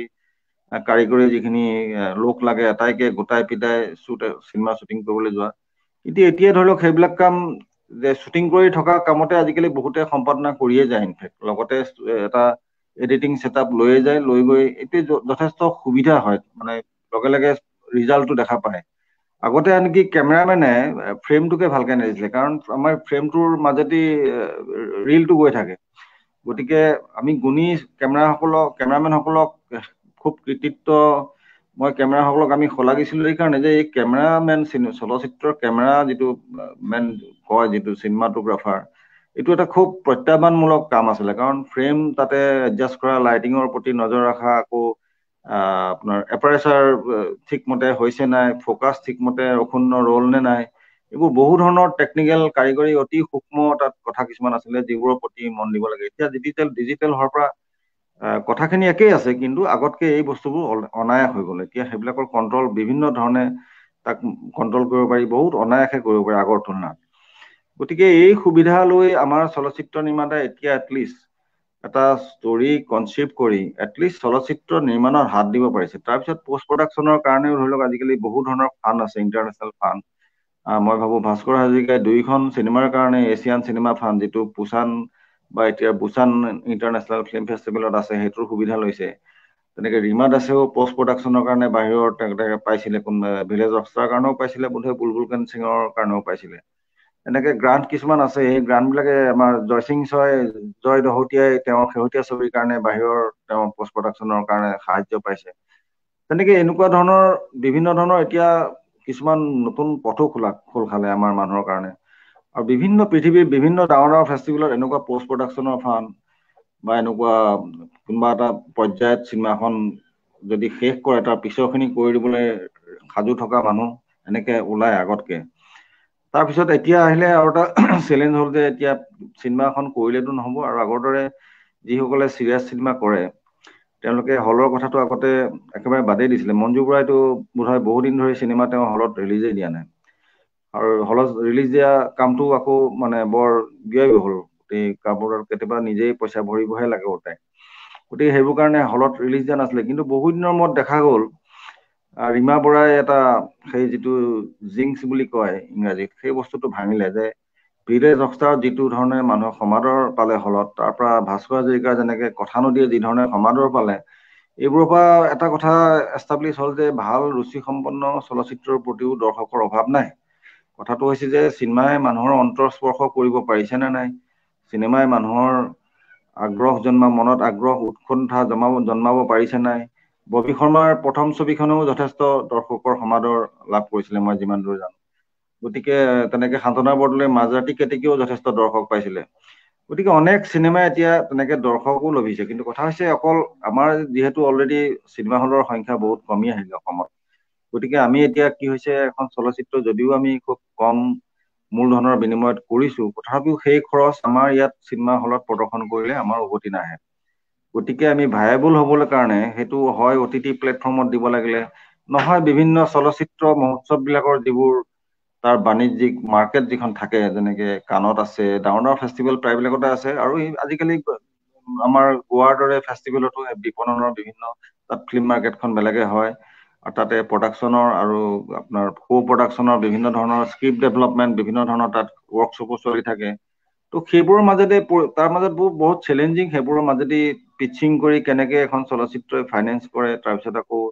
বিপণন কৰাৰ লগে লগে। কিন্তু আমাৰ ইয়াত এই যি ইণ্ডিপেণ্ডেণ্ট ফিল্ম মেকাৰ বুলি যিটো কওঁ আমি, যে আমাৰ যিবোৰ চিৰিয়াছ ফিল্ম মেকাৰ, আৰু বেছিভাগ ভাৰতত আচলতে মেইন ষ্ট্ৰীম চিনেমা যিবোৰ ধৰি লওক খুব কমাৰ্চিয়েল এটা ইণ্টাৰেষ্টৰ প্ৰতি লক্ষ্য ৰাখি যিবোৰ চিনেমা কৰা হয়, তাৰ ব্যতিৰেকে যিবোৰ চিনেমা নিৰ্মাণ কৰা হয় বাহিৰত, যিটো ইণ্ডিপেণ্ডেণ্ট চিনেমা বুলি, এই ইণ্ডিপেণ্ডেণ্ট ফিল্ম মেকাৰ বিলাকৰ গোটেই কথাটো হৈছে যে ডাঙৰ প্ৰব্লেমটো হৈছে তেওঁলোকে প্ৰথম চিত্ৰনাট্য লিখাৰ সময়ৰ পৰা চলচ্চিত্ৰখন নিৰ্মাণ কৰিও তেওঁলোকৰ শান্তি নাই, কাৰণ তাৰপিছত তেওঁ বিপণনৰ লৈকে তেওঁলোকে গোটেইখিনি কথা তেওঁলোকে নিজেই, যদি প্ৰডিউচাৰ কেতিয়াবা থাকে, গোটেই প্ৰচেছটোত আমাৰ প্ৰফেচনেলিজিমটো এতিয়াও ধৰি লওক তেনেকুৱা ধৰণৰ প্ৰডিউচাৰৰ নিজৰ এটা ছেটআপ নাই যে কেনেকৈ চিনেমাখন বিপণন কৰোঁ। আৰু তাৰ মাজেৰে মই যিমান দূৰ জানো, তো ৰীমা দাসে প্ৰথম চিনেমাখনত তেওঁ খুব ঠগেই খাইছে, আৰু পিছলে হয়তো তেওঁ ঠেকি তেওঁ শিকিছে, কাৰণ বিভিন্ন জেগাত বহু পৃথিৱী বহু ফেষ্টিভেল ঘূৰিলে, বহু ধৰণৰ মানুহো লগ পালে, তাৰ মাজেৰে শিকি তেওঁ এটলিষ্ট 2খন চিনেমা তেওঁ OTT প্লেটফৰ্মত এতিয়া নেটফ্লিক্সত পোৱা যায়। গতিকে মই ভাবো যে এইটো এটা ডাঙৰ সমস্যা অসমীয়া ফিল্ম মেকাৰৰ কাৰণে, আৰু তাৰ বাবে এটা প্ৰাতিষ্ঠানিক এটা চিষ্টেম লাগে, যে ইনষ্টিটিউচনেল এটা বডি লাগে, যোনে এই কথাবিলাকৰ প্ৰতি লক্ষ্য ৰাখিব পাৰে বা এই কথাখিনিৰ প্ৰতি মনোযোগ দিব পাৰে। নতুন ফিল্ম পলিচিত অসম চৰকাৰে যিখন কৰিছে, তাত এনেকুৱা ধৰণৰ এটা অপশ্যন আছে যে কি কয়, আছাম ফিল্ম ফাইনেন্স ডেভেলপমেণ্ট কৰ্পৰেশ্যনে এনেকুৱা ধৰণৰ কথাবিলাক চাব বুলি। কিন্তু এইবিলাক হেৰিখনে হ'ল, পলিচিখনে হ'ল, তাৰ পিছৰ কামখিনি যি ধৰণে ত্বৰান্বিত হ'ব লাগিছিলে, আমি ত্বৰান্বিত হোৱা নাই। গোটেই কাৰবাৰবিলাকত আমাৰ এটা লেথাৰ্জি আছে, এই লেথাৰ্জিটোৱে আচলতে ডাঙৰ সমস্যা। এতিয়া ফিল্ম মেকাৰবিলাকৰ কাৰণে বিশেষকে আমাৰ যিবোৰ ৰিজনেল ফিল্ম মেকাৰ বা জিৰিয়াছ ফিল্ম মেকাৰ, এই যিটো আমাৰ শেহতীয়া আমাৰ যি COVID-19 যিটো পৰিৱেশৰ সৃষ্টি কৰিলে, এইটো খুব প্ৰত্যাহ্বানমূলক হৈছে, যদিও খুব নিৰাশজনক। তাৰ মাজেৰে মই দেখিছো যে তথাপিও চলচ্চিত্ৰকাৰসকলে চলচ্চিত্ৰ নিৰ্মাণত আকৌ হাত দিছে। এতিয়া মই জনাত কেইবাজনো এনেকুৱা ধৰণৰ ইণ্ডিপেণ্ডেণ্ট ফিল্ম মেকাৰে অসমত তেওঁলোকে চিনেমা কৰিছে। ববিয়ে ক'লেই যে তেওঁ তিৱা এখন ছবি অলৰেডি কৰিলেই, আৰু হেমন্ত দাসে শেহতীয়াকৈ এখন ছবিৰ শ্বুটিং কৰি আছে, বোধহয় শেষেও হ'ল। গতিকে অন্য কেইবাজনো ফিল্ম মেকাৰে এনেকুৱা ধৰণৰ কামবোৰ কৰি আছে তেওঁলোকে। এইটো এটা বৰ ডাঙৰ কথা যে আমাৰ জীৱন ইমান প্ৰত্যাহ্বান, আমাৰ দৰে ৰিজনেল যিবোৰ ফিল্ম মেকাৰ, অসমীয়া ফিল্ম মেকাৰৰ কথাটো আৰু বেছি, কাৰণ এতিয়া কেৰালাৰ মালয়ালী ৰিজনেল ফিল্ম মেকাৰ আমাৰ যিটো বাস্তৱতা একে নহয়, তেওঁলোকৰ আকাশ পাতাল পাৰ্থক্য। গতিকে তাৰ মাজত যে ইমান প্ৰত্যাহ্বানৰ সন্মুখতো আমাৰ মানুহ যে থমকি নৰয়, এইটো এটা ডাঙৰ স্পিৰিট। মানে এই স্পিৰিটটোক আমি চেলুট দিবই লাগিব। আৰু অসমীয়া ফিল্ম মেকাৰে হওক বা আমাৰ যিখিনি ৰিজনেল মণিপুৰে হওক বা এইখিনি জেগাৰ যিখিনি আমাৰ এই গোটেই নৰ্থ ইষ্টৰ এই ফিল্ম মেকাৰৰ যিটো এই একদম মানে ৰিজলুটনেছ, এই ধৰণৰ এটা ডিটাৰমিনেশ্যন, তাৰ মাজেৰে তেওঁলোকে কাম কৰি আছে, সেইখিনিক মই খুব শ্ৰদ্ধাৰে প্ৰশংসা কৰি মোৰ বক্তব্যখিনি এইখিনিতে সামৰিছোঁ। অশেষ ধন্যবাদ আপোনাৰ মননশীল আলোচনাৰ কাৰণে, যথেষ্ট উপকৃত হৈছো। মনোজ বৰপূজাৰী ডাঙৰীয়াৰ ওচৰলৈ আহিছো। মই উৎপল বৰপূজাৰীৰ কাৰণে মোৰ ফালৰ পৰা এটা প্ৰশ্ন আছিলে, সেইটো ক্ৰাউড ফাণ্ডিঙৰ বিষয়ে তেওঁ অকণমান সাজু হ'ব। আৰু ক্ৰাউড ফাণ্ডিং কনচেপ্টটো মই মনোজ বৰপূজাৰী তেখেতক সুধিব বিচাৰিছো যে এগৰাকী ৰাষ্ট্ৰীয় বঁটাপ্ৰাপ্ত চলচ্চিত্ৰ সমালোচক, আন্তঃৰাষ্ট্ৰীয় জুৰী সদস্য হিচাপে একবিংশ শতিকাৰ অসমীয়া চলচ্চিত্ৰ নিৰ্মাণৰ প্ৰক্ৰিয়াত এই সময়ৰ যি সমাজ বাস্তৱতা,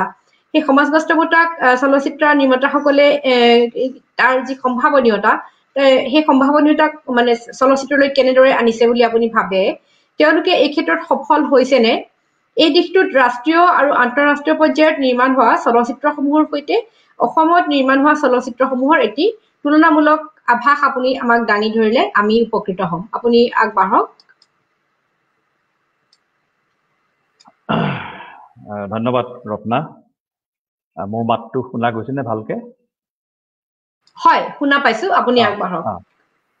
সকলোকে স্বাগতম জনাইছোঁ আজিৰ অনুষ্ঠানলৈ। মোৰ যিটো সোধা হৈছে, মোক যিটো কথা সোধা হৈছে, যে তুলনামূলক এটা এটা কম্পেৰিজন, এটা তুলনা অসমৰ ছবি আৰু বাহিৰৰ ছবি, সমাজ বাস্তৱতাৰ প্ৰতিফলন, সেইটো আচলতে সেইটো বাস্তৱৰ প্ৰতিফলনটো আগৰে পৰা হৈ আহিছে। আমাৰ অসমত বা নৰ্থ ইষ্টৰ প্ৰথমখন ছবিৰ পৰাই সেইটো বৰ শক্তিশালী ধৰণে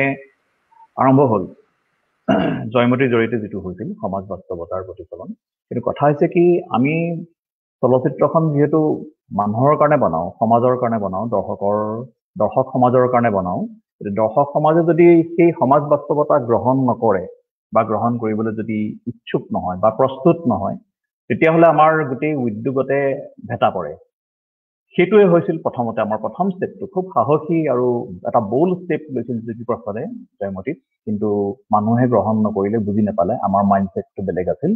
গতিকে তেওঁ তাতেই থমকি ৰ'ল। তেওঁ দ্বিতীয় ছবিখনতো আনকি তেওঁ সেই ধাৰাত বা তেনেকুৱা ধৰণৰ মনস্তত্বৰে ছবি কৰিবলৈ সাহস নকৰিলে, আৰু তেওঁৰ যিখিনি অনুৰাগী আছিল বা অনুগামী আছিল বা তেওঁৰ যিখিনি সমসাময়িক যিখিনি অসমীয়া ছবি নিৰ্মাণৰ কাৰণে আগ্ৰহী ব্যক্তি আছিল, তেওঁলোকেও আনকি সেই ধৰণৰ সমাজ বাস্তৱতাক লৈ ছবি কৰিবলৈ সাহস নকৰিলে। আমাৰ সমাজৰ পৰা যিটো নিৰাশজনক বাৰ্তা গ'ল প্ৰথমখন ছবিৰ কাৰণে, সেইটোৱে আচলতে তেওঁলোকক পিছ হুহুকি যাবলৈ বাধ্য কৰিলে। কিন্তু সেইটোৱেইটো একমাত্ৰ কথা নহয়। আমি সমাজে কি গ্ৰহণ কৰিব নকৰিব, সমাজে আমাক বাহ দিবনে নিদিব, বা আমাক কি ধৰণে তিৰস্কাৰ কৰিব, সেইখিনি কথালৈ মন কৰি শিল্পীসকলতো হাত সাৱটি বহি থাকিব নোৱাৰে। শিল্পৰ যাত্ৰা সদায় অবিনশ্বৰ, নিৰৱধি, কি বুলি ক'ম, তেনেকুৱা ধৰণৰ হ'বই। শিল্পৰ জৰিয়তে সমাজৰ যিখিনি দুখ বেদনা, ভাল বেয়া সকলো প্ৰকাশৰ চেষ্টা শিল্পীয়ে কৰিবই, সৃষ্টিশীল ব্যক্তিয়ে, তেওঁ চিত্ৰকৰেই হওক, চলচ্চিত্ৰ নিৰ্মাতাই হওক। গতিকে আমি সমাজৰ ফালৰ পৰা এটা উৎসাহজনক বাৰ্তা চলচ্চিত্ৰ নিৰ্মাতাই নাপালেও কিন্তু আমি হাত সাৱটি বহি থকা নাই। সেইটো উৎপলেও ক'লে, বিতুপনেও ক'লে, বা ববি তেওঁৰ কথাটো সেইখিনি কথা ফুটি উঠিছে যে আমি বিভিন্ন ধৰণৰ আমি চেষ্টা চলাই আহিছোঁ, আৰু নতুন প্ৰজন্মৰ ছবি নিৰ্মাতাসকলে কিন্তু আমাৰ সমাজ বাস্তৱতাৰ, আমাৰ নিৰাশজনক যিটো অৱস্থা, তাৰ মাজত থাকি পেলাই কিন্তু তেওঁলোকৰ যাত্ৰা গতি ৰুদ্ধ হ'বলৈ দিয়া নাই। সেইটো সঁচাকৈ তাৰিফ কৰিবলগীয়া। কাৰণ চাবলৈ গ'লে এতিয়াৰ যোৱা ৬-৭ বছৰ ধৰি পেলাই অসমত যিটো গতিত ছবি নিৰ্মাতাসকল ওলাই আহিছে, যিসকলৰ ছবিত আচলতে সমাজ বাস্তৱতাই খুব শক্তিশালী এটা ৰূপ বা প্ৰতিফলন লাভ কৰিছে, তাৰ আঁৰত সমাজৰ আশীৰ্বাদ আছে বুলি মই পোনপটীয়াকৈ ক'ব নোৱাৰোঁ, অথবা চৰকাৰৰ সহায় সহযোগিতা কিবা আছে বুলি সেয়াও আমি ক'ব নোৱাৰোঁ। আমাৰ ছবি ঘৰ সীমিত, আমাৰ ছবিৰ দৰ্শক সীমিত, আমাৰ চলচ্চিত্ৰ নীতি বুলি যিটো বস্তু আছে, চৰকাৰৰ ফালৰ পৰা যিখিনি সহায় সহযোগিতা থাকিব লাগে, সেইবিলাক সদায় এৰাপৰলীয়া ধৰণৰ, একেবাৰে সামান্য বা নাই বুলিও ক'ব পাৰি। তাৰ তুলনাত কিন্তু আমি মহাৰাষ্ট্ৰ বা কেৰালা এইবিলাকত কিন্তু চৰকাৰৰ আৰু মানুহৰ সমাজৰ এটা শক্তিশালী ভূমিকা চলচ্চিত্ৰ নিৰ্মাতাসকলে লাভ কৰাটো আমি দেখিবলৈ পাইছোঁ। সেইখিনি নোহোৱা স্বত্বেও কিন্তু অসমত বা নৰ্থ ইষ্টৰ অন্যান্য ৰাজ্যৰ নতুন প্ৰজন্মৰ ছবি নিৰ্মাতাসকলে যি সাহসেৰে, যি সততা, যি দৃষ্টিভংগী, যিটো দৰ্শন, যিটো ভিজন বুলি আমি কওঁ, সেইটোৰে চলচ্চিত্ৰ নিৰ্মাণৰ জৰিয়তে আগবাঢ়ি আহিছে, সেইটো কিন্তু সঁচাকৈ মানি ল'বলগীয়া। আৰু এইখিনি ছাপোৰ্ট নথকাকৈ, পাব্লিক ছাপোৰ্ট ছিষ্টেম নাই, গভৰ্ণমেণ্ট বা এষ্টাব্লিছমেণ্টৰ পেট্ৰনাইজটো নাই, যিমানখিনি দৰকাৰ হোৱা উচিত সেইখিনি নাই, তথাপি যে তেনেকৈ আগবাঢ়িছে তেওঁলোকে, আৰু তেওঁলোকে কিন্তু সেই বুলি তেওঁলোকে কম্প্ৰমাইজ কৰা নাই। তেওঁলোকৰ দৃষ্টিভংগীৰ ক্ষেত্ৰত তেওঁলোকে কোনো পৰ্যায়েই কম্প্ৰমাইজ কৰা নাই, আৰু সেইকাৰণেই বোধ কৰোঁ সমাজ বাস্তৱতা আমাৰ নতুন প্ৰজন্মৰ ছবি নিৰ্মাতাসকলৰ সৃষ্টিত খুব শক্তিশালী ধৰণে প্ৰতিফলিত হৈছে। মই নকওঁ যে এই যিখিনি শক্তিশালী ধৰণৰ প্ৰতিফলন ঘটিছে আমাৰ ছবি এতিয়া সেইখিনি সাংঘাতিক ধৰণে আমি তাৰিফ কৰিলেও সেইখিনি যে আমাৰ কাৰণে খুব বুলি কয় ছেটিছফেক্টৰী বা আমাৰ কাৰণে বৰ আশা কৰা ধৰণৰ, সেইখিনি যে আগবাঢ়ি গৈছে সিমানখিনিলৈ, সেইটো মই ক'ব নোৱাৰোঁ। কাৰণ ৱৰ্ল্ড চিনেমাৰ যিটো গতিগোত্ৰ বা যিখিনি ষ্টেণ্ডাৰ্ড বা গুণমান, সেইখিনি তুলনাত আচলতে আমাৰ ক'বলগীয়া, চাবলগীয়া আৰু বহুত আছে। সেইখিনি কাৰণে আমাৰ যাত্ৰা অব্যাহত আছে কিন্তু তাৰ মাজতে আমি নকলেও নহয় যে ছবিৰ কাৰণে যেনেকে এইটো এটা কম্পোজিট আৰ্ট ইয়াত বহুত মানুহ জড়িত হয় তাৰ কাৰণে টকা পইচা অতি দৰকাৰ তাৰ বাজেট ফিনান্সটো খুব দৰকাৰ প্ৰযোজনাৰ যিখিনি খৰচ অতিপাত দৰকাৰ তাৰ ইকুইপমেণ্ট এইবিলাক বহুত কথা থাকে এতিয়া ডিজিটেল টেকনলজি সহজলভ্য বা কম খৰচী হলেও কেৱল টকা পইচাই ছবিৰ যে শক্তিশালী ছবি নিৰ্মাণত সহায় কৰিব সেইটো নহয় অথবা ইকুইপমেণ্ট বা যন্ত্ৰপাতিয়ে যে ছবি এখন সাংঘাতিক ধৰণৰ ষ্টেণ্ডাৰ্ড দিব সেইটো বুলি আচলতে কথা নহয় মূল কথাটো যে ভিজনটো মই কি দৃষ্টিভংগীৰে মই ছবি নিৰ্মাণ কৰিম মোৰ কি দৰ্শন আছে মই সমাজক বা মোৰ সমাজ মানে মই ব্যক্তি সমষ্টিয়েই সমাজ মই ব্যক্তি হিচাপে মই সমাজৰ পৰা মই আঁতৰত থকা নাই মই এইটো দ্বীপ নহয় মই আইলেণ্ড হিচাপে থকা নাই মই মোৰ মাজেৰে যিখিনি কথা পাতিছো বা ক'ব খুজিছো সেইখিনি সমাজৰ এটা অংশ হলেও ফুটাই তুলিব আৰু সেইখিনি ক্ষেত্ৰত মোৰ এটা সুন্দৰ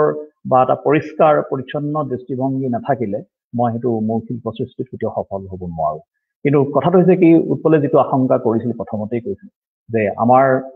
সমাজ বাস্তৱতা বা সমাজ বাস্তৱ প্ৰতিফলিত কৰা ভাল ছবি মননশীল ছবিৰ যিটো শেহতীয়া ধাৰাটো যিটো ধৰণে শক্তিশালী ৰূপত আগবাঢ়ি গৈছে যিখিনি আমি ৰাষ্ট্ৰীয় বা আন্তঃৰাষ্ট্ৰীয় স্তৰত আমাৰ ছবি যিখিনি সাফল্য লাভ কৰা দেখিছো তাৰ দ্বাৰা অনুপ্ৰাণিত হৈ বহুতেই ইয়াত নিজকে জড়িত কৰাৰ কাৰণে আচলতে অনুপ্ৰাণিত হোৱা বুলি ক'ব পাৰি কিন্তু কথাটো হৈছে কি তাৰ কাৰণে এই কম্পোজিট আৰ্ট বুলি যিটো কোৱা হয় সংমিশ্ৰিত কলা এই চলচ্চিত্ৰ কলাৰ কাৰণে যিখিনি হোমৱৰ্ক কৰা দৰকাৰ যিখিনি প্ৰস্তুতি লাগে সেইখিনি কৰা নাই নেকি সেইখিনি দুটা কথা আছে ইয়াত মোৰ দৃষ্টি দৰ্শন মোৰ ভিজন আৰু মোৰ টেকনিকেলিটি মোৰ কাৰিকৰী জ্ঞান দুইটাই প্ৰয়োগ কৰিব লাগিব মই কেৱল কাৰিকৰী জ্ঞান লৈ পেলাই মই এটা সুন্দৰ কথা এটা মই ক'ব নোৱাৰো অথবা কেৱল সুন্দৰ কথা এটা মই কাৰিকৰী জ্ঞান নোহোৱাকেও মই সফলভাৱে উত্থাপন বা উপস্থাপন কৰিব নোৱাৰো দুই ক্ষেত্ৰত আমি আগবাঢ়ি যাব লাগিব আৰু তাতকৈ ডাঙৰ কথা হৈছে মই যদি এই দুই ক্ষেত্ৰতে যদি মই যদি সফলো হওঁ মই যদি অতি সুন্দৰ সৃষ্টি যদি মই পৃথিৱীক যদি উপহাৰ দিওঁ অসমৰ পৰাই তাতো এটা প্ৰব্লেম আছে কি মই ক'ত দেখুৱাম কেনেকৈ দেখুৱাম মই কেৱল মোৰ টকা পইচা মই যিখিনি গোট খুৱাইছো মোৰ ব্যক্তিগতভাৱেও হ'ব পাৰে সেয়া বা আনৰ দ্বাৰা লাভ কৰা টকা পইচা হ'ব পাৰে বা ক্ৰাউড ফাণ্ডিঙৰ পৰা পোৱা পইচাও হ'ব পাৰে সেইখিনি কেৱল বিসৰ্জন দিবলৈকে মই ছবিটো কৰি থাকিব নোৱাৰো মই তাৰ কাৰণে কিছু আউটলেট উলিয়াবই লাগিব মই ছবিখিনি মানুহে গ্ৰহণ কৰিবৰ কাৰণে মই কিছুমান পথ উলিয়াবই লাগিব সেইটো OTT প্লেটফৰ্মে কিমান দিব আচলতে সেইটো সন্দেহজনক সেইটো কথা ওলাই পৰিছে ইতিমধ্যে লাহে লাহে স্পষ্ট হৈছে কিন্তু কথা হৈছে কি অল্টাৰনেটিভ যিটো উপায় থাকিব পাৰে বিকল্প উপায় সেইটো আমি কেনেকৈ কৰিব পাৰো সেইটো কোনে কৰিব সেইটো চলচ্চিত্ৰ নিৰ্মাতাসকলে অকলে জানো কৰিব পাৰে নিশ্চয় নোৱাৰে সমাজে দিব লাগিব কিন্তু সমাজে কেৱল চলচ্চিত্ৰৰ ফালে মন কৰি থাকিবনে তেওঁলোকৰ সেইখিনি মানসিক প্ৰস্তুতি আছেনে সেইটো এটা প্ৰশ্ন যদি তাতেই আহি পৰে এষ্টাব্লিছমেণ্টৰ ভূমিকা আমাৰ চৰকাৰ বা আমাৰ প্ৰতিষ্ঠান আমাৰ নিৰ্বাচিত প্ৰতিনিধিসকলে কি কৰিব পাৰে সেইটো তাতে আহি পৰে এতিয়া মই দেখিছো ব্যক্তিগতভাৱে বহুতে চেষ্টা কৰিছে মই এজন ফিল্ম মেকাৰ এজন একেবাৰে ইয়ং ফিল্ম মেকাৰ মই এজন লগ পাইছো তেওঁৰ নামটো হৈছে ষ্টৰ্ম সল্টাৰ তেওঁ থাকে জামাইকাত তেওঁলোকৰ জামাইকাৰ পৰিৱেশ বা ৱেষ্ট ইণ্ডিজৰ পৰিৱেশ তেনেকুৱা যে আমাৰ ইয়াত বলিউডৰ যিটো ৰাজত্ব যে হিন্দী চিনেমা মানুহে চাব আৰু হিন্দী চিনেমাৰ মনস্তত্বই আমাৰ যিটো মাইণ্ডছেট গঢ়ি দিব সেই মাইণ্ডছেটত থাকি পেলাই আমি যিবিলাক ছবি কৰিম তাৰ প্ৰতিহে মানুহৰ আগ্ৰহ বেছি আৰু তেনেকুৱা ছবি বাণিজ্যিকভাৱে সফলতা লাভ কৰে তাৰ এই প্ৰৱণতাটো প্ৰত্যাহ্বান হিচাপে লৈ পেলাই আমাৰ মনস্তত্ব মানে মননশীল ছবি নিৰ্মাতাসকল আগবাঢ়িব লাগিব সেইটো এটা হয় কথাটো হয় কিন্তু কথা হৈছে কি এই বলিউড বা হলিউডৰ যিটো প্ৰত্যাহ্বান সেইটো চম্ভালিবলৈ মই কি ব্যক্তিগতভাৱে কি কৰিব পাৰোঁ চৰকাৰ যদি হাত সাৱটি বহি থাকে চৰকাৰ যদি আওকণীয় মনোভাৱ লৈ থাকে তেতিয়াহ'লে মই নিজাকৈ ফিল্ম মেকাৰ হিচাপে মই কি কৰিব পাৰোঁ ষ্টৰ্ম সল্টাৰে এটা উত্তৰ দিছিল সেই প্ৰশ্নটোত কাৰণ ৱেষ্ট ইণ্ডিজত গোটেই একেই আমাৰ ইয়াৰ নিচিনাই কেৱল মানুহে হলিউডৰ ছবিহে চায় তেওঁলোকৰ লোকেল চিনেমা নাচায় গতিকে তেওঁ কৰিলে কি তেওঁ অল্টাৰনেটিভ কিছুমান মিডিয়া ল'লে এইটো মিক্সড এৰেঞ্জমেণ্ট বুলি যিটো কোৱা যায় তেওঁলোকে পাব্লিক স্পেচত নিজৰ ছবি দেখুৱালে আমাৰ ইয়াতো এইটো পৰীক্ষামূলকভাৱে বহুতে কৰিছে কিন্তু কথা হৈছে কি তেওঁলোকে তেওঁলোকৰ ছবি দুখনমান কৰি পেলাই খুব সাংঘাতিক ধৰণৰ এটা ছাপোৰ্ট পালে মানুহৰ পৰা যে নোহোৱা নোপোজা ধৰণৰ এখন ছবি তাৰ লেংগুৱেজ যিখন আমাৰ সমাজৰ কথাই কৈছে আৰু ইমান আগ্ৰহেৰে কৈছে ইমান ধুনীয়াকে কৈছে আমি গ্ৰহণ কৰিছো যিটো আমি দেখা পাইছো কথানদীৰ ক্ষেত্ৰত আমি দেখা পাইছো কিছু পৰিমাণে অদাৰ্যৰ ক্ষেত্ৰত দেখা পাইছিলো বা ভিলেজ ৰকষ্টাৰৰ ক্ষেত্ৰতো আমি দেখা পাইছো যে মানুহে ভাল ছবি গ্ৰহণ কৰে সমাজৰ বাস্তৱতা সুন্দৰকৈ প্ৰতিফলিত নোহোৱা ছবি মানুহে গ্ৰহণ কৰিবলৈ ইচ্ছুক আৰু সঠিক সময়ত তাৰ যাত্ৰা আৰম্ভ কৰিলে মানুহে তাক আঁকোৱালি লয় এতিয়া ষ্ট্ৰম চল্টাৰ হতে সেইটো কাম কৰিছিল যে তেওঁলোকে দেখিছিল যে ছবি প্ৰদৰ্শনৰ ক্ষেত্ৰত এটা বিৰাট শূন্যতা বিৰাজ কৰিছে চিনেমা হলে তেওঁলোকৰ ছবি তেওঁলোকৰ ধৰণে নিৰ্মিত ছবিবিলাক তেওঁলোকে গ্ৰহণ নকৰে তেওঁলোকে অল্টাৰনেটিভ সিস্টেমত ছবি প্ৰদৰ্শন কৰিলে আৰু তেওঁলোকে সেই যিটো মানুহৰ কাৰণে প্ৰয়োজনৰ যিটো ভেকুৱাম আছিল যিটো শূন্যতা সেই ভেকুৱামটোত তেওঁলোকৰ ছবিখিনি ঠিক সময়ত সঠিক সময়ত খাপ খাই পৰিলে ফলত সেই ছবিখন বাণিজ্যিকভাৱে প্ৰকৃততে সফল হ'ল যিটো ট্ৰেডিশনেল যিটো এষ্টাব্লিছ যিটো ডিষ্ট্ৰিবিউচনৰ যিটো নেটৱৰ্ক আছে তাৰ বাহিৰত থাকিও কিন্তু তেওঁলোকে সেইখিনি সফলতা লাভ কৰিলে কিন্তু কথা হৈছে কি তেওঁলোকে যিখন ছবি কৰিলে বেটাৰ মাছ কাম বুলি যিটো তেওঁলোকৰ প্ৰথমখন ছবি আছিল ষ্ট্ৰম চল্টাৰৰ সেইখন ছবি নিৰ্মাণ হোৱাৰ পিছত সেইখনে যেতিয়া বাণিজ্যিক সফল লাভ কৰিলে সমাজৰ দ্বাৰা যেতিয়া গৃহীত হ'ল তেতিয়া তাৰ পাছত কি হ'ব সেই ভেকুৱামটো আকৌ ভেকুৱাম হৈ ৰৈ ৰ'ব কাৰণ এখন ছবি কেইদিন ধৰি পেলাই চলিব মানুহে কিমান দিন ধৰি গ্ৰহণ কৰিব সেইকাৰণে সেই ভেকুৱামটো যাতে ভেকুৱাম হৈ নাথাকে ৰৈ নাথাকে তেওঁলোকে 7জনমান মানুহে মিলি পেলাই একেলগে এই ক্ৰাউড ফাণ্ডিঙৰ নিচিনা কাৰবাৰ এটা কৰি পেলাই লগে লগে আৰু এখন ফিল্ম বনালে সেই ফিল্মখনেও কিন্তু একেধৰণে আগৰখনৰ নিচিনাকৈ সমাজৰ দ্বাৰা গৃহীত হ'ল আৰু সেইটোৱে আচলতে সেই ভেকুৱামটোত এটা সোমাই পেলাই তেওঁলোকে এটা প্ৰেক্টিকেল এটা উপায় দেখুৱালে যে এই উপায়েৰে কিজানি লোকেল চিনেমাৰ প্ৰডাকশ্যনটো সেলফ সাফিচিয়েন্ট হ'ব পাৰে গতিকে আমাৰ ইয়াত সেইবোৰ কথা বহুত কথা এইবিলাক কথা আমি কথা পাতি থাকিব পাৰোঁ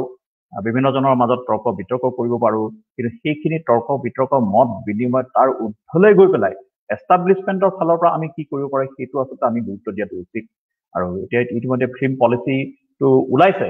সেইটো ফিল্ম পলিচিয়ে যদি সমাজ বাস্তৱতাক প্ৰতিনিধিত্ব কৰা বা প্ৰতিফলিত কৰা ছবিত যদি গুৰুত্ব নিদিয়ে যদি আগবঢ়াই নিদিয়ে তেতিয়াহ'লে তেনে ফিল্ম পলিচি আচলতে অৰ্থহীন এইখিনি ক্ষেত্ৰত আমাৰ অসমত কি কৰিছে বা মণিপুৰত কি কৰিছে আমি হয়তো দেখা পাইছো যে সদ্যহতে অসমতো যেনেকৈ এটা ফিল্ম পলিচি ঘোষণা কৰা হৈছে মণিপুৰতো এটা ঘোষণা কৰা হৈছে কিন্তু তাৰ প্ৰকৃত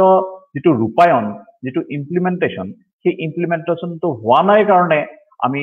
থমকি ৰোৱাটোক এতিয়াও আমি আচলতে এটা প্ৰত্যাহ্বানৰ পৰ্যায়তে দেখা পাইছো তাৰ মাজতো আমাৰ এই ধৰণৰ ছাপোৰ্ট ছিষ্টেম নথকা স্বত্বেও এইখিনি পেট্ৰনেজ নথকা স্বত্বেও আমি যে এনেকৈ আগবাঢ়ি গৈছো এটা নতুন ধৰণৰ এটা চাবলৈ গ'লে আমি যদি নতুন তৰংগৰ ছবিবিলাক যদি আমি চাওঁ নিউ ৱেভ বুলি যদি কোৱা যায় এইটো ফ্ৰান্সতে হওক ৰোমানিতে হওক ইৰাণতে হওক সেইবিলাকৰ প্ৰতি যদি আমি লক্ষ্য কৰোঁ তেতিয়াহ'লে আমাৰ এই যোৱা 6-7 বছৰ ধৰি পেলাই যিসকল নতুন ছবি নিৰ্মাতা ওলাই আহিছে তেওঁলোকৰ যিটো প্ৰৱণতা যিটো ধাৰাৰ সৃষ্টি কৰিছে সেই ধাৰাটোক কিন্তু আমি তেনেকুৱা ধৰণৰ লক্ষণৰ দ্বাৰা আচলতে সমৃদ্ধ বুলি আমি কোৱাৰ সাহস এটা পাওঁ যিটো আমি দেখা পাইছো আমি 90ৰ আৰম্ভণিতে আমাৰ যেতিয়া গৌতম বৰা ওলাই আহিছিল সঞ্জীৱ হাজৰিকা ওলাই আহিছিল বিদ্যুৎ চক্ৰৱৰ্তী 7 নম্বৰলৈ ওলাই আহিছিল সেইটো সময়তো তেনেকুৱা এটা জাগৰণ এটাৰ সৃষ্টি হৈছিল এটা নতুন ধৰণৰ জাগৰণ এটা পুনৰ জন্ম বুলিয়ে ক'ব পাৰি পুনৰ জন্ম লাভ কৰিছিল অসমীয়া ছবিয়ে সমাজ বাস্তৱতাৰ হাতত ধৰি পেলাই অসমীয়া সমাজখনে যেন সঁচাকৈ আমাক উপকৃত কৰিছে আমাক সমৃদ্ধ কৰিছে আমাক আঁকোৱালি লৈছে তেনেকুৱা এটা আমি আশাৰ স্ফুৰণ আমি দেখা পাইছিলো কিন্তু তাৰপিছত আকৌ সেই একে অৱস্থা থমকি গ'ল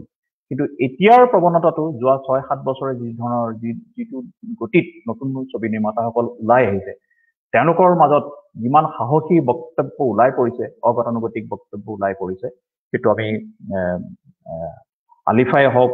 ৰিলেজ ৰকষ্টাৰেই হওক বা বৰ্ণদী ভটিয়াই অনুপম কৌশিক বৰাৰ সেইখন ছবিয়েই হওক দীপ চৌধুৰী আলিফা বা ৰীমা দাসৰ দুইখন ফিল্মৰ কথাই হওক উৎপলৰ ইছ্যু উৎপল বাবুজীৰ ছবিখনত বা ববী শৰ্মা বৰুৱাই তেওঁৰ প্ৰতিখন ছবিতে এইটো চেষ্টা কৰিছে এইবিলাকত যেনেকৈ ওলাই আহিছে ৰীমা দাস এনেকৈ বহুত আছে ৰীমা বৰা কংকন ডেকা ভাস্কৰ হাজৰিকাৰ ফিল্ম এওঁলোকৰ হাতত ধৰি আচলতে সমাজ বাস্তৱতাই কিমান দূৰ আগবাঢ়িছে তাৰ কাৰণে মই উদাহৰণ দেখুৱাবলৈ গ'লে আচলতে এইটো বাহুল্য কৰা হ'ব তাৰ কাৰণে বহুত সময় লাগিব এইটো এটা একাডেমিক ডিছকাশ্যন হ'ব পাৰে কিন্তু মই ভাবোঁ যে এই ছবিখিনিৰ মাজত এটা নতুন ধৰণৰ জাগৰণৰ এটা বাৰ্তা আমি লাভ কৰিছোঁ আৰু সেইটোৱে আচলতে আমাৰ সঁচাৰ কাঠি আৰু আমাৰ অৱলম্বন আমাৰ কাৰণে উৎসাহৰ কথা সেইটোৱেই ধন্যবাদ ৰত্না অশেষ ধন্যবাদ মনোজ বৰপূজাৰী ডাঙৰীয়া আচলতে অত্যন্ত মননশীল আৰু ইতিবাচক বহুত সেইকাৰণে এই সময়ত আমি এই আলোচনাটো ইনিচিয়েট কৰিছো আমাৰ উদ্দেশ্য আছিল যাতে কোভিডে আনি দিয়া যি বিপৰ্যয় এই বিপৰ্যয়ৰ সন্মুখত আমি কিছু ইতিবাচক কথা আমি কিদৰে পাতিব পাৰো যাতে আমাৰ যি এই গতিশীল ৰূপটো আহিছে অসমীয়া চলচ্চিত্ৰ জগতলৈ সি যাতে ব্যাহত হৈ নপৰে, এই ধাৰা যাতে অব্যাহত থাকে প্ৰতিবন্ধকতাবিলাক থকা স্বত্তেও মই ববি শৰ্মা বৰুৱাৰ কাৰণে প্ৰশ্ন আছে লোক উপাদানৰ ওপৰত। মই উৎপল বৰপূজাৰী তেখেতৰ ওচৰলৈ আহি লৈছো পটককে, আপুনি 10 মিনিট ৰ'ব। উৎপল বৰপূজাৰীৰ প্ৰতি মোৰ যিটো প্ৰশ্ন আছিল ক্ৰাউড ফাণ্ডিঙৰ কথা ক'লে মনোজ বৰপূজাৰী। ক্ৰাউড ফাণ্ডিং কৰিও অসমতো চিনেমা চলচ্চিত্ৰ নিৰ্মাণ হৈছে। এই ক্ৰাউড ফাণ্ডিঙৰ ওপৰত আপোনাৰ যি অভিজ্ঞতা সেই সম্পৰ্কে আপুনি আমাক কিছু কথা অৱগত কৰিব, লগতে আপোনাৰ পোষ্ট কোভিড সিচুৱেশ্যনত আপোনাৰ যি পৰিকল্পনা আৰু আমি কেনেকে ৱে ফৰৱাৰ্ডটো আপোনাৰ মতে কেনেকুৱা হ'ব লাগিব, মানে আমি কি দৃষ্টিৰে আমি আগবাঢ়ি যাম এই সময়খিনিত, আপুনি আগবাঢ়ক। ধন্যবাদ। মই এই প্ৰশ্নটোৰ উত্তৰ দিয়াৰ আগতে আগৰ আলোচকসকলৰ কোৱা কথাখিনি আঁত ধৰি দুটামান কথা খৰতকীয়াকৈ ক'ব খুজিছো। এটা বিতুপনে খুব দৰকাৰী কথা কৈছে যে আমাৰ যিটো ফিল্ম মাৰ্কেটবোৰত যিবোৰ ৱৰ্কশ্বপ হয়, কো প্ৰডাকশ্যন মাৰ্কেট হওক, work in progress lab, screenplay lab, সেই বস্তুটো আচলতে খুব দৰকাৰী। মই ভাবোঁ এতিয়া আমাৰ NFDCৰ ফিল্ম বাজাৰ হয়, গোৱাৰ ফিল্ম ফেষ্টিভেলৰ সময়ত তাতো অসমৰ কেইবাজনো চলচ্চিত্ৰ নিৰ্মাতাই ভাগ ল'বলৈ সুবিধা পাইছে। মই আমাৰ অসমত আচলতে ফিল্ম বেলেগ নহ'লেও ফিল্ম স্ক্ৰিপ্ট ৰাইটিং লেব, স্ক্ৰিপ্ট ৰাইটিং ৱৰ্কশ্বপ হোৱাটো খুবেই দৰকাৰী। কাৰণ আমাৰ ইয়াত যিদৰে ববিয়ে কৈছে যে আমাৰ ইয়াত বিষয়ৰ অভাৱ নাই। আমাৰ সামাজিক পৰিস্থিতিয়ে হওক বা আমাৰ সাহিত্য হওক বা আমাৰ যিসকলো লোককলা লোককথাৰ যিখিনি উপাদান আছে, কথানদী তাৰ এটা খুব উৎকৃষ্ট উদাহৰণ। আৰু আমাৰ গোটেই সমাজখনৰ গোটেই চবফালে চালে আমাৰ গোটেই পৃথিৱীত ক'ব পৰা যিটো গ্ল'বেল চিনেমা কয় তেনেকুৱা বিষয়ৰ অভাৱ নাই। কিন্তু আমাৰ তাত অভাৱ হ'ল যে স্ক্ৰিপ্টৰ লেভেলত আমি কেতিয়াবা পিছ পৰি যাওঁ। মানে আমি কাহিনীটো ক'বলৈ সক্ষম হওঁ, কিন্তু কেতিয়াবা সেই চিনেমাখনৰ যিটো ফুল পটেঞ্চিয়েল বুলি কোৱা যায়, এখন ৱৰ্ল্ড চিনেমা হিচাপে পৰিগণিত হ'বলৈ আমি ক'ৰবাত তাত কেতিয়াবা মানে সেই পটেঞ্চিয়েলটো আমি এচিভ কৰিব নোৱাৰোঁ। সেই বস্তুটো কিহৰ কাৰণে হয় যে আমি সেই স্ক্ৰিপ্টখন, চিত্ৰনাট্যখন সেই পৰ্যায়ৰ নহয়গে। গতিকে মই ভাবোঁ সেই বস্তুটো যিটো হয়তো এই ফিল্ম পলিচিখনৰ আণ্ডাৰতে আমাৰ আছাম ফিল্ম ফাইনেন্স ডেভেলপমেণ্ট কৰ্পৰেশ্যনে তেনেকুৱা ধৰণৰ ৱৰ্কশ্বপ কৰিব পাৰে, বিশেষকৈ তৰুণ প্ৰজন্মৰ চলচ্চিত্ৰ নিৰ্মাতাসকলৰ কাৰণে। মই এই যিখিনি আমাৰ চলচ্চিত্ৰৰ কথা হৈ আছে এইখিনি গোটেইখিনিয়ে যিখিনি কথা পূৰ্ণদৈৰ্ঘ্যৰ চলচ্চিত্ৰৰ কথাই হৈ আছে, কিন্তু মই ভাবোঁ যোৱা 6-7 বছৰত আমাৰ অসমত ডকুমেণ্টাৰী, তথ্যচিত্ৰ আৰু চুটি ছবি এই দুটাৰ ক্ষেত্ৰতো কিন্তু সাংঘাতিক এক জাগৰণ হৈছে। মই মানে বহুত কেইখন ভাল তথ্যচিত্ৰ আৰু চুটি ছবি চাইছো, আৰু মই ভাবোঁ তেওঁলোকে বিশেষকৈ চুটি ছবি নিৰ্মাতাসকলৰ কেইবাজনেও যদি পূৰ্ণদৈৰ্ঘ্যৰ চিনেমা বনায় তেওঁলোকে খুব সুন্দৰ চিনেমা বনাব পাৰিব। কাৰণ তেওঁলোকৰ এই চলচ্চিত্ৰৰ মাত্ৰাটো তেওঁলোকৰ কাহিনী কোৱাৰ ধৰণত দেখা পাইছোঁ। আৰু লগতে যিটো প্ৰদৰ্শনৰ কথা আহিলে, প্ৰদৰ্শনৰ যিটো মনোজ বৰপূজাৰীয়ে ক'লে জামাইকাত কেনেকৈ হ'ল, সেইটো আমাৰ ঘৰৰ ওচৰতো আচলতে হৈছে। মানে আমাৰ প্ৰথম কথা এটাতো আমাৰ প্ৰদীপ কুৰবাই মেঘালয়ত তেওঁৰ চিনেমা তেনেকৈ গাঁৱে গাঁৱে লৈ গৈ দেখুৱাই পেলাই যথেষ্ট পইচা তেওঁৰ প্ৰযোজকৰ কাৰণে ঘূৰাই আনিবলৈ সক্ষম হৈছে। যোৱা বছৰটোত ঠিক ক'ভিডৰ আগে আগে আমাৰ ৰজনী বসুমতাৰীৰ যিখন জলৈ বুলি বড়ো ভাষাৰ চিনেমা, তেওঁ বহুত ভিতৰুৱা অঞ্চলত প্ৰদৰ্শন কৰিছে য'ত হল নাই, সেইবোৰ জেগাত গৈ এটা ভ্ৰাম্যমান হলৰ নিচিনা এটা কৰি লৈ বা স্থানীয়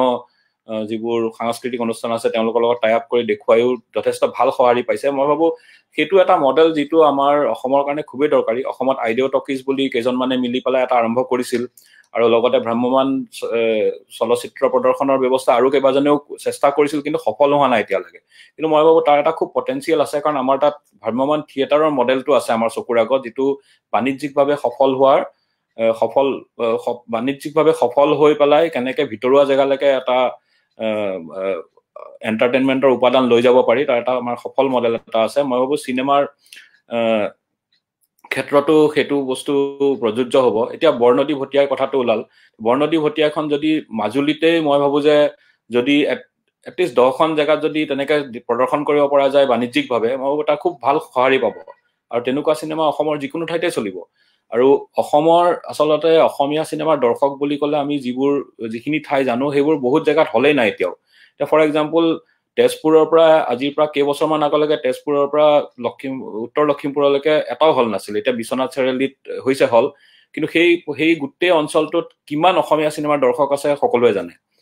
গতিকে সেইটো এটা খুব দৰকাৰী কথা কেৰালাত এটা বস্তু আছে যে কেৰালাৰ ফিল্ম সোসাইটি মুভমেন্টটো খুব শক্তিশালী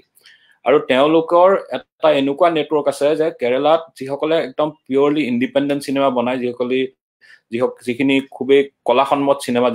যিখিনি কেৰালাৰ নিচিনা ষ্টেটতো মানে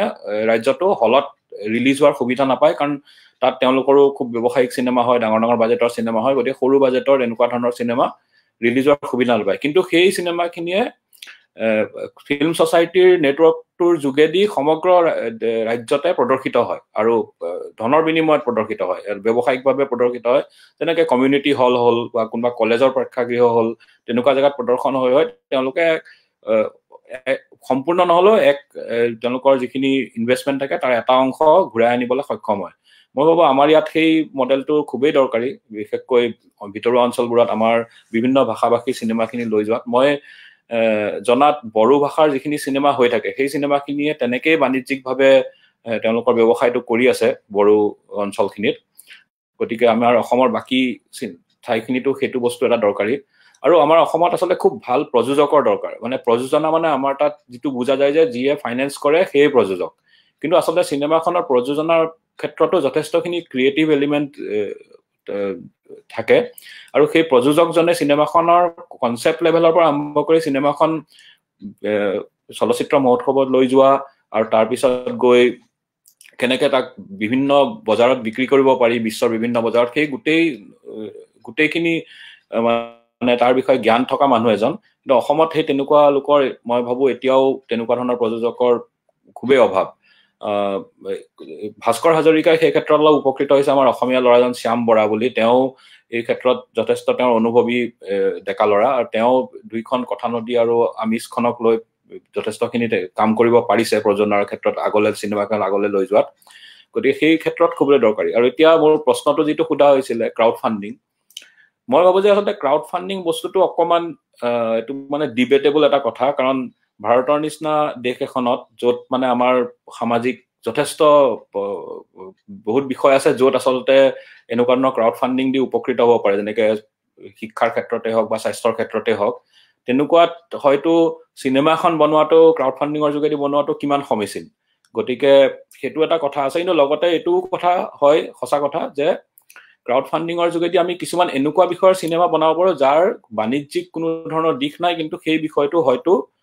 আমাক এখন তথ্যচিত্ৰই হওক বা চলচ্চিত্ৰৰ যোগেদি সেই বিষয়টো ধৰি ৰখাটো খুবেই দৰকাৰী তেনেকুৱা চিনেমাত যদি সকলোৱে ৰাইজে এনেকে বৰঙণি তুলি পেলাই যদি এই চিনেমা এখন কৰিব পাৰে হয়তো তাৰ কোনো ধৰণৰ ব্যৱসায়িক দিশ নাথাকিবও পাৰে কিন্তু সেইখন হয়তো আমাৰ চিনেমাৰ ষ্টাডিজে হওক বা আমাৰ লোককলাৰ ষ্টাডিজৰ ক্ষেত্ৰতে হওক বা বিভিন্ন ধৰণৰ তেনেকুৱা বিষয়ত সেইখন কৰাটো দৰকাৰী বিশেষকৈ তথ্যচিত্ৰৰ ক্ষেত্ৰত সেইটো কথা খুবেই প্ৰযোজ্য মই এই অলপতে পঢ়িব পালো যে যিটো চুতীয়া যিটো পৰিষদ আছে জাতীয় পৰিষদ তেওঁলোকে সতী সাধনীৰ ওপৰত এখন চলচ্চিত্ৰ নিৰ্মাণ কৰিবলৈ ওলাইছে আমাৰ পৰিচালনা কৰিব বিশ্বজিৎ বৰাই গতিকে তেনেকুৱা ধৰণে যদি সেইটো এটা ক্ৰাউড ফাণ্ডিং নহলেও সেইটো ৰাইজৰ পইচা দিয়ে বনোৱা গতিকে সেই তেনেকুৱা ধৰণৰ প্ৰচেষ্টাও নিশ্চয় দৰকাৰ আমাৰ দৰে ৰাজ্যত কিন্তু যেতিয়া আমি ক্ৰাউড ফাণ্ডিং বুলি ক'লে বুজা যায় যে সাধাৰণ ৰাইজৰ পৰা পইচা তুলি পেলাই যদি আমি এখন চিনেমা কৰিব খোজো সেইটো মোৰ মতে তাৰ বিষয় আৰু তাৰ কিমান সামাজিক গুৰুত্ব আছে তাৰ ওপৰত নিৰ্ভৰ কৰি পেলাই হলে বেছি ভাল এখন সাধাৰণ যিখন চিনেমাত দুজন মানুহে বা এজন মানুহে অকলে প্ৰযোজনা কৰি পেলাই ব্যৱসায়িক দিশত লৈ যাব পাৰে সেই তেনেকুৱা ধৰণৰ বিষয় লৈ পেলাই ক্ৰাউড ফাণ্ডিঙত যোৱাটো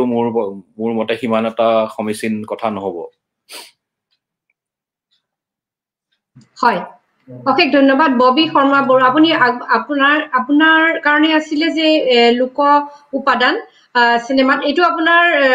যেহেতু পিএইচডি বিষয়ে আছিলে এই প্ৰশ্নটো আপুনি হয়তো উত্তৰ দিব পাৰিব আৰু আপুনি সোণাৰ বৰণ পাখি যিখন কৰিছে সেই সিনেমাখন চালেও আমি এটা যেন মানে লোকসংগীত শুনি থকাৰ নিচিনাই লাগে ইমান সুন্দৰ এখন সিনেমা আন্তঃৰাষ্ট্ৰীয়ভাৱে পুৰস্কাৰ প্ৰাপ্ত এই প্ৰশ্নটো আপুনি উত্তৰ দিব লগতে আপুনি আৰু এটা প্ৰশ্ন দিছে এইটো আপুনি অসমীয়াতে উত্তৰ দিব cinema should be adopted as a part of pedagogy moreover many institutions in the west adopt cinema as part of documentation and sharing platform how can this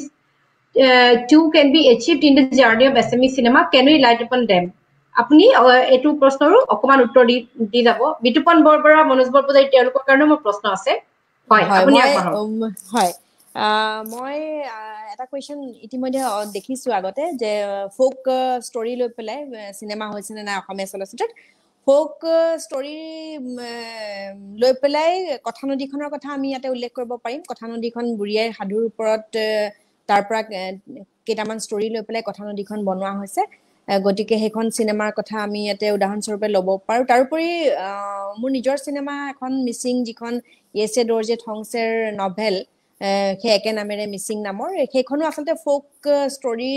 এটা লৈ পেলাই এটা ফোক ষ্টৰী এডাপ্টেশ্যনতে নভেলখন বনাইছে তেখেতসকলৰ সেইটো আকৌ অসমীয়া নহয় ফোক ষ্টৰীটো এইটো চাৰডুকপেন সমাজৰ এটা ফোক ষ্টৰী তেখেতসকলৰ এটা জনবিশ্বাস আৰু জনবিশ্বাসটো হৈছে এনেকুৱা ধৰণৰ যে যিসকল ব্যক্তি নিজৰ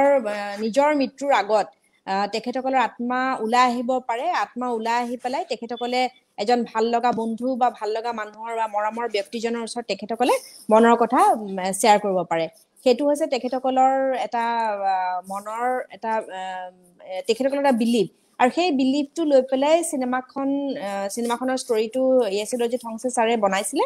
আৰু তাৰে এডাপ্টেশ্যনত চিনেমাখন হৈছিলে মিচিংখন হয়তো বহুতে চাবলৈ পোৱা নাই কাৰণ যিহেতু এখন অৰুণাচলী চিনেমা আৰু তেনেকে ইয়াতে ফেষ্টিভেলত স্ক্ৰিনিং কৰা হৈছিলে তাৰপিছতে কোভিড আৰু কাৰ কাৰণে চিনেমাখনৰ স্ক্ৰিনিং কৰা নহল বা বহুতে ছবিখন চাব নোৱাৰিলে কাৰণ হল ৰিলিজো যিহেতু এইখন ছবি কৰা হোৱা নাই গতিকে তেনেকুৱাকৈ ফোক ষ্টৰী চিনেমাত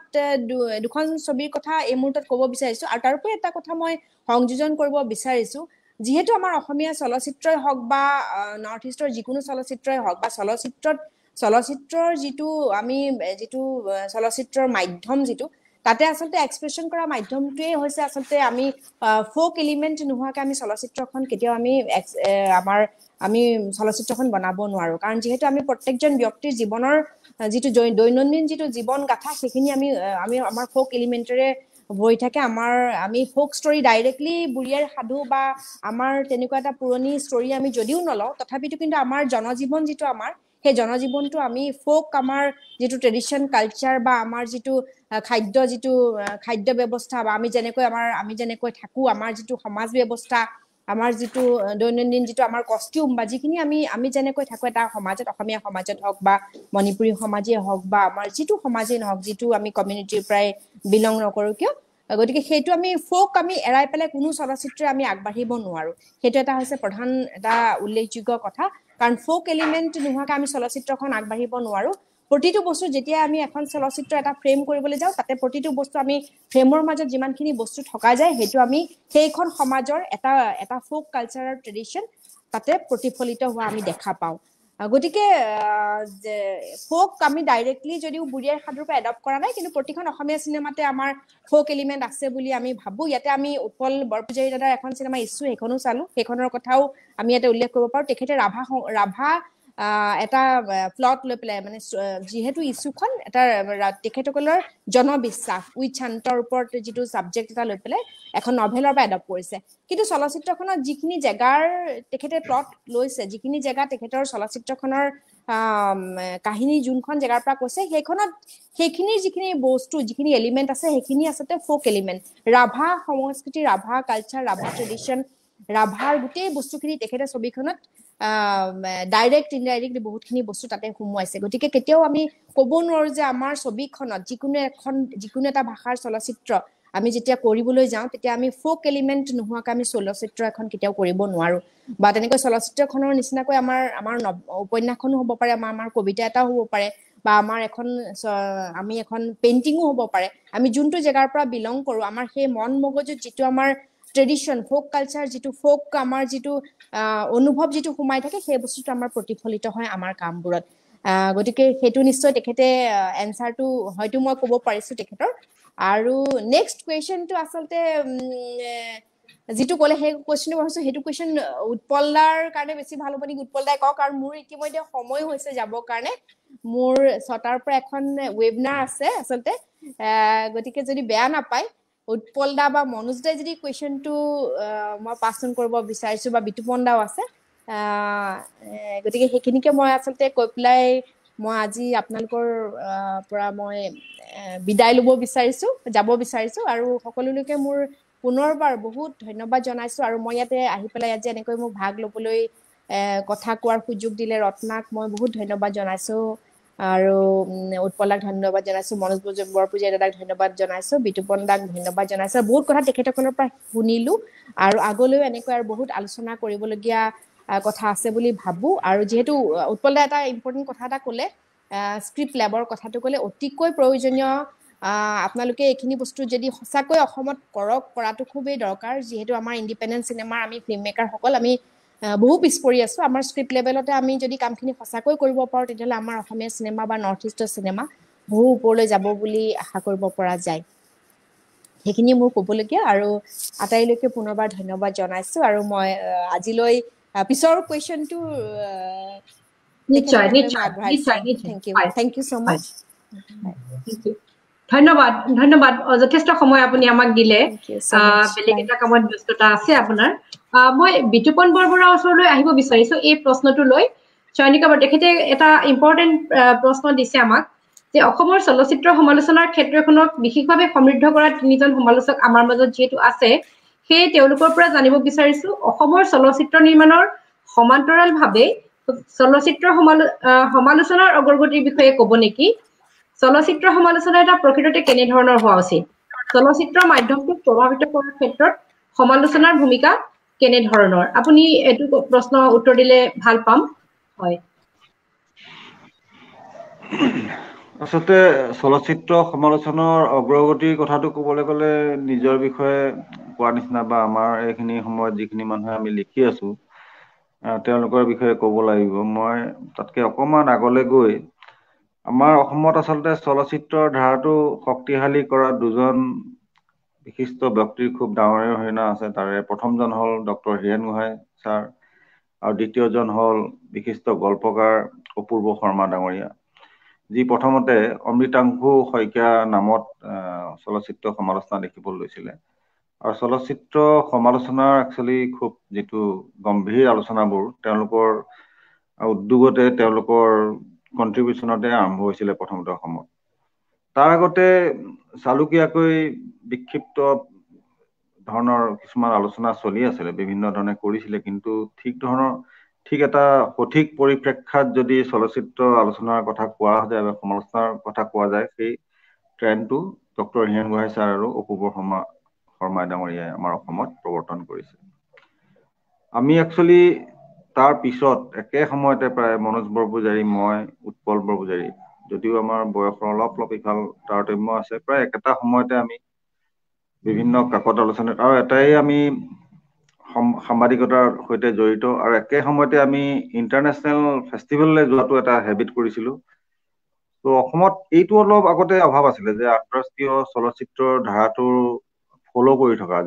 তাৰ যিটো ইখনৰ পিছত ইখন ফেষ্টিভেল বছৰৰ পিছত বছৰ। আমি ঠিক 1990 মানৰ পৰাই আমি এই অভ্যাসটো কৰিছোঁ যে আমি বছৰি এখন চলচ্চিত্ৰ মহোৎসৱলৈ যাওঁ। আগতে আমি ভাৰতৰ আন্তঃৰাষ্ট্ৰীয় চলচ্চিত্ৰ মহোৎসৱলৈ গৈছিলোঁ। ভাৰতৰ বিভিন্ন মহানগৰত সেই মহোৎসৱ আগতে হৈছিলে, কলিকতা, দিল্লী, বেংগালোৰ, মাদ্ৰাছ, চেন্নাই জাকৈ, এনেকে বিভিন্ন জেগাত, কেৰালা, ত্ৰিবান্দ্ৰম। আজিকালি সেই ফেষ্টিভেলখন গোৱাত নিয়মীয়াকৈ আজি 15 বছৰমান ধৰি হ'বলৈ ধৰিছে। গতিকে আমি সাংবাদিকতাৰ লগত জড়িত হওঁতেই আমি চলচ্চিত্ৰ সমালোচনাৰ ধাৰাটো মইতো ব্যক্তিগতভাৱে এজন পলিটিকেল জাৰ্নেলিষ্ট আছিলোঁ। উৎপল বৰপূজাৰীও এজন পলিটিকেল জাৰ্নেলিষ্ট আছিলে, তেওঁ ইউএনআইৰ সৈতে জড়িত আছিলে। মনোজ বৰপূজাৰীও তেনেকে পলিটিকেল নিউজৰ সৈতে প্ৰথমতে জড়িত আছিলে। কিন্তু আমাৰ ব্যক্তিগত পেচন, আমাৰ ব্যক্তিগত যিটো মানে আগ্ৰহ আৰু ব্যক্তিগত আমাৰ এটা পেচনৰ কাৰণে অনুৰাগৰ কাৰণে আমি প্ৰথমতে চিৰিয়াছ চলচ্চিত্ৰ চাই আমি ভাল পোৱা হ'লো। গুৱাহাটী চিনে ক্লাব আৰু আকাশ বুলি এটা অসম চিনে আৰ্ট ছ'চাইটি, তেওঁলোকে অনা বিভিন্ন চলচ্চিত্ৰ আমি চাইছিলোঁ। আৰু বিশেষকৈ মোৰ কাৰণে ব্যক্তিগতভাৱে টাৰ্ণিং পইণ্ট আছিলে অসমীয়া চিনেমাৰ সোণালী জয়ন্তী বৰ্ষৰ সময়ত গুৱাহাটীৰ বিভিন্ন চলচ্চিত্ৰ যিবোৰ প্ৰেক্ষাগৃহত আছিলে, ছবিবোৰ দেখুৱাইছিলে, বিশ্বৰ বচা প্ৰথমবাৰৰ বাবে বাগবানৰ ছবি চাইছিলোঁ, প্ৰথমবাৰৰ বাবে কুৰুচোৱাৰ ছবি চাইছিলোঁ সেইখন মহোৎসৱতে। আৰু সেইটো এটা টাৰ্ণিং পইণ্ট আছিলে। আৰু তেতিয়া মই বুজিছিলোঁ যে আচলতে আমি সৰুৰে পৰা যিবোৰ চিনেমা চাই আহিছিলোঁ, যে হিন্দী চিনেমাই প্ৰধানতঃ চাই আহিছিলোঁ আৰু কমাৰ্চিয়েল চিনেমাই চাই আহিছিলোঁ, একচুৱেলি 80 দশকতহে অসমত গম্ভীৰ কি কয় ভাৰতত গম্ভীৰ চলচ্চিত্ৰ নিৰ্মাণৰ ধাৰাটো বেছি শক্তিশালী হৈ উঠিছিলে। তাৰ আগতে সত্যজিৎ ৰায় বা মণি কাৱল, বিমল ৰায় এনেকে যি চলচ্চিত্ৰ, মৃণাল সেন, তাৰপিছতে ঋত্বিক ঘটক, তাৰ পিছত বিশেষকে 80 দশকত এটা জাগৰণ আহিছিলে। আৰু সেইখিনি সময়ত ভাৰতত সেইবিলাক চিনেমা হলতো তেতিয়া ৰিলিজ হৈছিলে। তাৰ যোগেদিও এটা জাগৰণ হৈছিলে, তাৰ যোগেদিও আমাৰ মাজত এটা সজাগতাৰ সৃষ্টি হৈছিলে। আৰু লাহে লাহে আমি এই গম্ভীৰ চলচ্চিত্ৰৰ প্ৰতি বা সমাজ বাস্তৱতাক প্ৰতিফলিত কৰা অতি নান্দনিক গুণসম্পন্ন ছবিবোৰ চাই ভাল পোৱা হৈছিলো। আৰু প্ৰথমতে মোৰ ব্যক্তিগতভাৱে অভিপ্ৰায় আছিল যে আমি যি সোৱাদ পাইছো এটা পৃথক ধৰণৰ ছবিৰ আৰু পৃথক ভংগীৰ ছবিৰ, সেইবিলাকৰ নেৰেটিভ ষ্টাইল বিলাক খুব আকৰ্ষণীয় আছিলে। সেইবিলাকৰ একোজন অতুৰ বুলি যি কয়, আন্দ্ৰে বাজিয়ে যি তত্ত্ব প্ৰণীত কৰিছিলে আগতে, যে এজন চলচ্চিত্ৰকাৰ, সম্পূৰ্ণ চলচ্চিত্ৰকাৰ, যি কাৰিকৰী দিশতো পাৰংগম, যি তাৰ তাত্ত্বিক দিশতো পাৰংগম, যি তাৰ দাৰ্শনিক উপলব্ধিটো পাৰংগম, এটাইবোৰ কথা মিলি এখন চলচ্চিত্ৰৰ অৱতীৰ্ণ কৰা তেওঁলোকৰ এটা সামগ্ৰিকভাৱে এটা গুৰুত্বপূৰ্ণ অৰিহণা থাকে। এঘৰৰ পাটনাদৰ নিচিনা নহয়। তেনেকুৱা চলচ্চিত্ৰকাৰৰ ছবি আমি চাই আচলতে বুজিছিলো যে স্ৰষ্টা, যিটো স্ৰষ্টা তত্ত্ব বুলি কৈছিলে আচলতে অতি যে স্ৰষ্টাজন কেনেকুৱা আচলতে চলচ্চিত্ৰ, যেনেকে এখন উপন্যাসত এজন লেখকৰে গোটেইখিনি উপলব্ধিৰ কথা বৰ্ণিত হয়, তো চলচ্চিত্ৰ এখনতো আচলতে সেই সম্পূৰ্ণ যিটো কণ্ট্ৰল, তাৰ ক্ৰিয়েটিভ দিশটোত, তাৰ তাত্ত্বিক দিশটোত, তাৰ ফিলচফিকেল যিটো দিশ, এটাইবোৰ মিলি যিটো আমাৰ কয় যে খুব পকা এটা বস্তু হয়, সেইটোৱে হ'ল আমি তেনেকুৱা ধৰণৰ চিনেমা চাই আমি বুজিছিলো যে গম্ভীৰ চলচ্চিত্ৰ আৰু গম্ভীৰ চলচ্চিত্ৰকাৰ কেনেকুৱা ধৰণৰ। যদিও প্ৰথম ফালে আমি অলপ সাংবাদিকতা ধৰ্মী লেখাই লিখিছিলো, লাহে লাহে আমি অলপ তাতকে গম্ভীৰ আলোচনা কৰিব ধৰিলো। কিন্তু আমাৰ ইয়াত গোটেই সমস্যাটো হৈছে আমি অতি তাতকে আৰু বেছি চিৰিয়াছ লেখা লিখিবৰ কাৰণে আমাৰ যি ধৰণৰ ইয়াত পৰিৱেশ লাগে, যি ধৰণৰ আলোচনী বা হেৰি লাগিছিলে, আমাৰ সাহিত্য আলোচনীৰ পৰা যি ধৰণৰ আগ্ৰহ আমি দেখিব লাগিছিলে, সেই বস্তুটো অসমৰ আমাৰ পৰিৱেশত দুখজনকভাৱে আজিৰ তাৰিখতো আমি অনুভূত নহয়। এই বস্তুটো যে তেনেকুৱা ধৰণৰ আগ্ৰহ এটা আমি দেখা নাপাওঁ, যে আমাৰ লিখা খুব কমে বিচাৰে, কাচিত বিচাৰে, কিন্তু নিয়মীয়াকৈ আমাক এনেকুৱা ধৰণৰ যে এইটো বিষয়ৰ ওপৰত গৱেষণা ধৰ্মী লিখা লাগে। কাৰণ এই যিসকল লিখক স্বভাৱতে আচলতে অলপ এলেহুৱা হয়, চবেই খুব ধৰণৰ পলিফিক নাথাকে। আৰু এই বস্তুবোৰ এনেকুৱা যে কোনোবাই হেঁচা দি নাথাকিলে, হয় প্ৰকাশকেই হওক বা আলোচনীৰ সম্পাদকেই হওক, এই কথাবোৰ ঠিক নহয়গে কেনেকুৱা ধৰণৰ লেখা কোনে বিচাৰে। তো আমি নিজৰ আগ্ৰহৰ ফলত আমি এটাইবোৰেই যে কিছুমান আমি আমাৰ ভাল পোৱা ছবি আছে, ভাল পোৱা চলচ্চিত্ৰকাৰ আছে, তেওঁলোকৰ বিষয়ে আমি মাজে মাজে লেখো।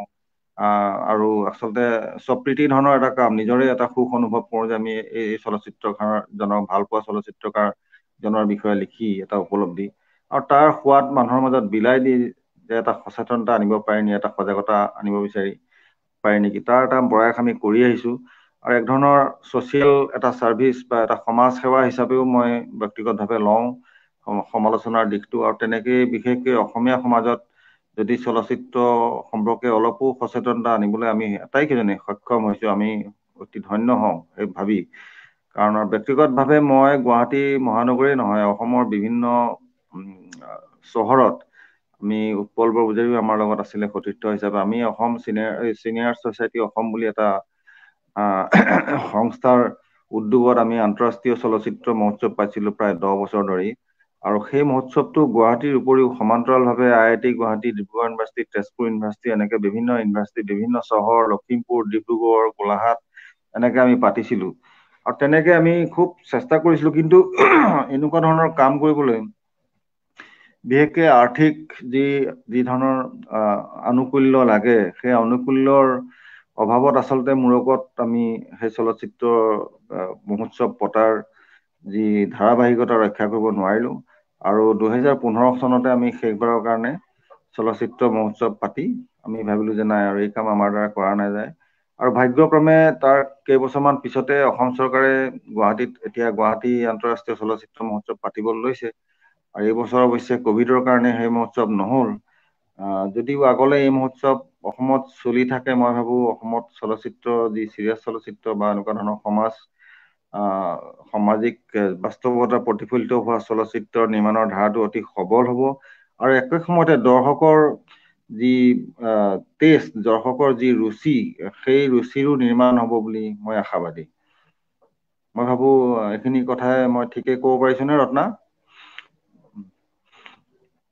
হয়, আশা কৰো প্ৰশ্নকৰ্তা যথেষ্ট উপকৃত হ'ব এই মননশীল উত্তৰৰ জৰিয়তে। আপুনি বহুতো কথা কৈছে। মই উৎপল বৰপূজাৰীৰ ওচৰত আহিম, মই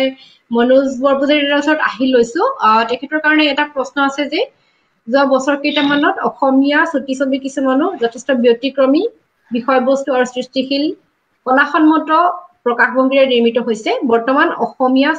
চুটি ছবিসমূহৰ অগ্ৰগতিৰ বিষয়েও অলপ ক'ব নেকি? এই এটা প্ৰশ্ন আছে। লগতে মই কিছুদিনৰ আগতে ছচিয়েল মিডিয়াৰ পৰা মই এটা হেৰি আনিব খুজিছো যে অসমীয়া মানে কাহিনী নিৰ্ভৰ অসমৰ চুটি গল্প বা উপন্যাসৰ ওপৰত নিৰ্ভৰ কৰি মানে ভিত্তি কৰি যিবিলাক চলচ্চিত্ৰ হৈছে সেই তাৰ ওপৰত অকমান মানে আপুনি যে এতিয়া সেইটো সম্ভৱ হয় নে নহয়, বা বহুত এনেকুৱা অভিযোগ শুনা যায়, অভিযোগ বুলিয়ে কৈছো যে ভাল গল্প আছে, উপন্যাস আছে, কিন্তু এইবোৰ চলচ্চিত্ৰলৈ আহিব পাৰে কিন্তু অহা নাই। আপোনাৰ দীৰ্ঘদিনৰ অভিজ্ঞতা আছে, আপুনি নিজে এগৰাকী বিশিষ্ট কবি,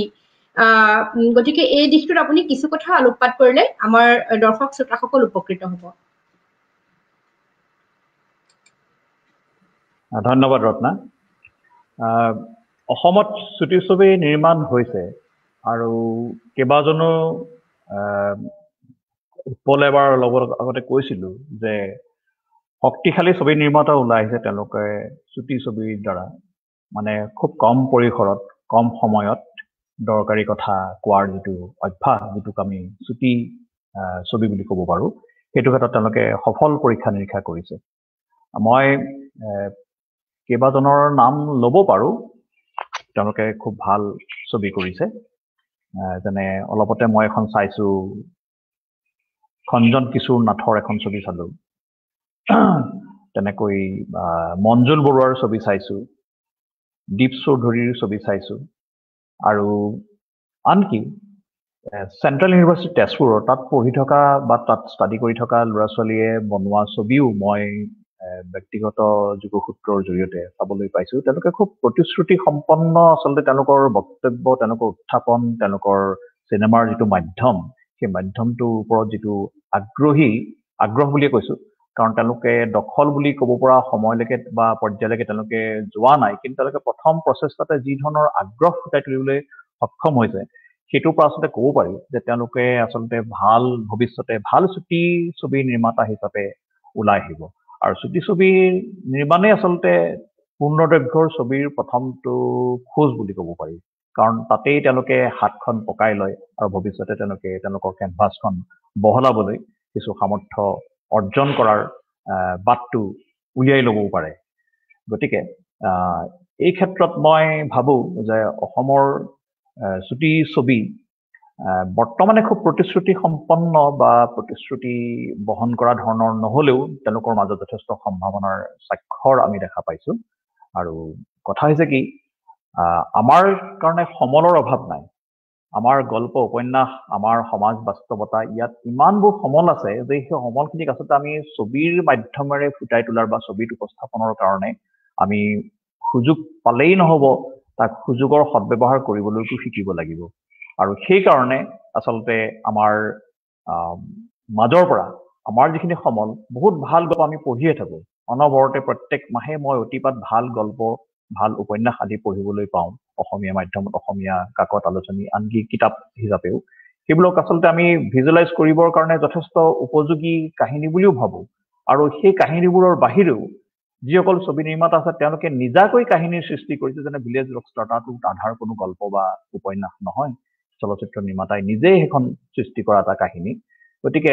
সেইটো গোটেইটো নিৰ্ভৰ কৰিব চলচ্চিত্ৰ নিৰ্মাতাজনৰ ভিজন বা তেওঁৰ আগ্ৰহ আৰু তেওঁৰ যিটো সমাজৰ ওপৰত তেওঁৰ যিটো সমাজবোধ বুলি যিটো কোৱা যায়, সমাজৰ কথা বতৰাখিনি হৃদয়ংগম কৰি তাক ফুটাই তোলাৰ যত্ন আৰু আগ্ৰহ দুয়োটাই থাকিব লাগিব। নহ'লে খুব ভাল কাহিনী এটাও আচলতে সদ্ব্যৱহাৰ কৰা নহয় ছবি বা আন মাধ্যমত। কিন্তু কথা হৈছে কি আমি সেইখিনি সমল আগবঢ়াবৰ কাৰণে মই যিখিনি বা আমি ছবি নিৰ্মাতাসকলে যিখিনি চেষ্টা কৰিব লাগিব তাৰ কাৰণে চিত্ৰনাট্যখন যুগুত কৰাৰ কাৰণে যিখিনি কষ্ট কৰাৰ দৰকাৰ সেই কষ্টখিনি আমি নকৰাৰ কাৰণে এই প্ৰশ্নটো আহে যে অসমত কাহিনীৰ অভাৱ নেকি বা অসমত আজিও ইমানবোৰ গল্প আছে ইমানবোৰ উপন্যাস আছে ইমানবোৰ লোককাহিনী আছে সেইবোৰক আমি কিয় ছবিৰ মাজলৈ আনিব পৰা নাই সেই কথাটো আচলতে নিৰ্ভৰ কৰিছে আমাৰ গোটেইখিনি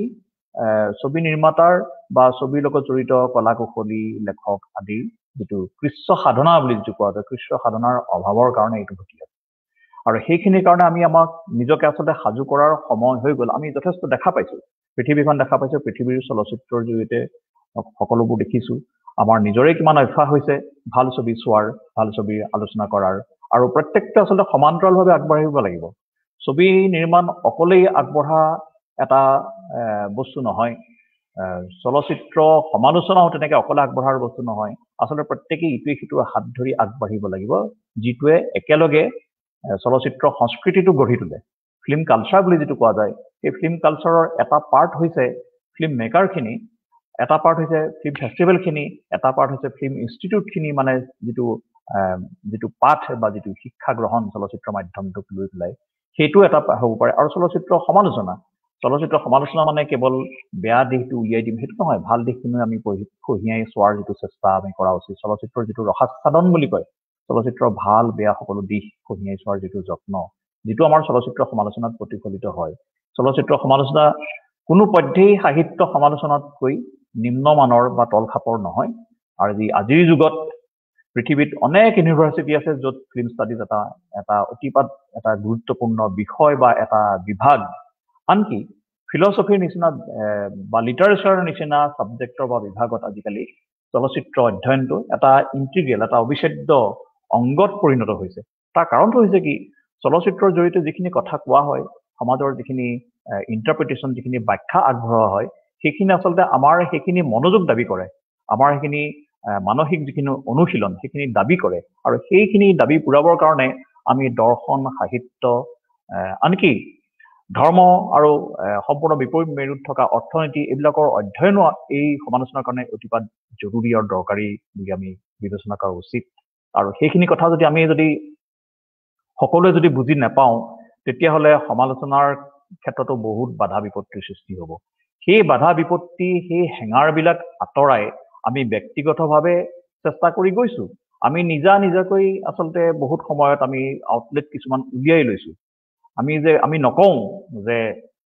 আমি মানে মই আমাৰ জেনেৰেশ্যনৰ চলচ্চিত্ৰ সমালোচক সকলোখিনিকে ধৰি পেলাই সাঙুৰি পেলাই কৈছো বিতুপন বৰবৰা আছে উৎপল বৰপূজাৰী আছে অন্য সকলো আছে সকলোখিনিকে সাঙুৰি পেলাই কৈছো যে আমি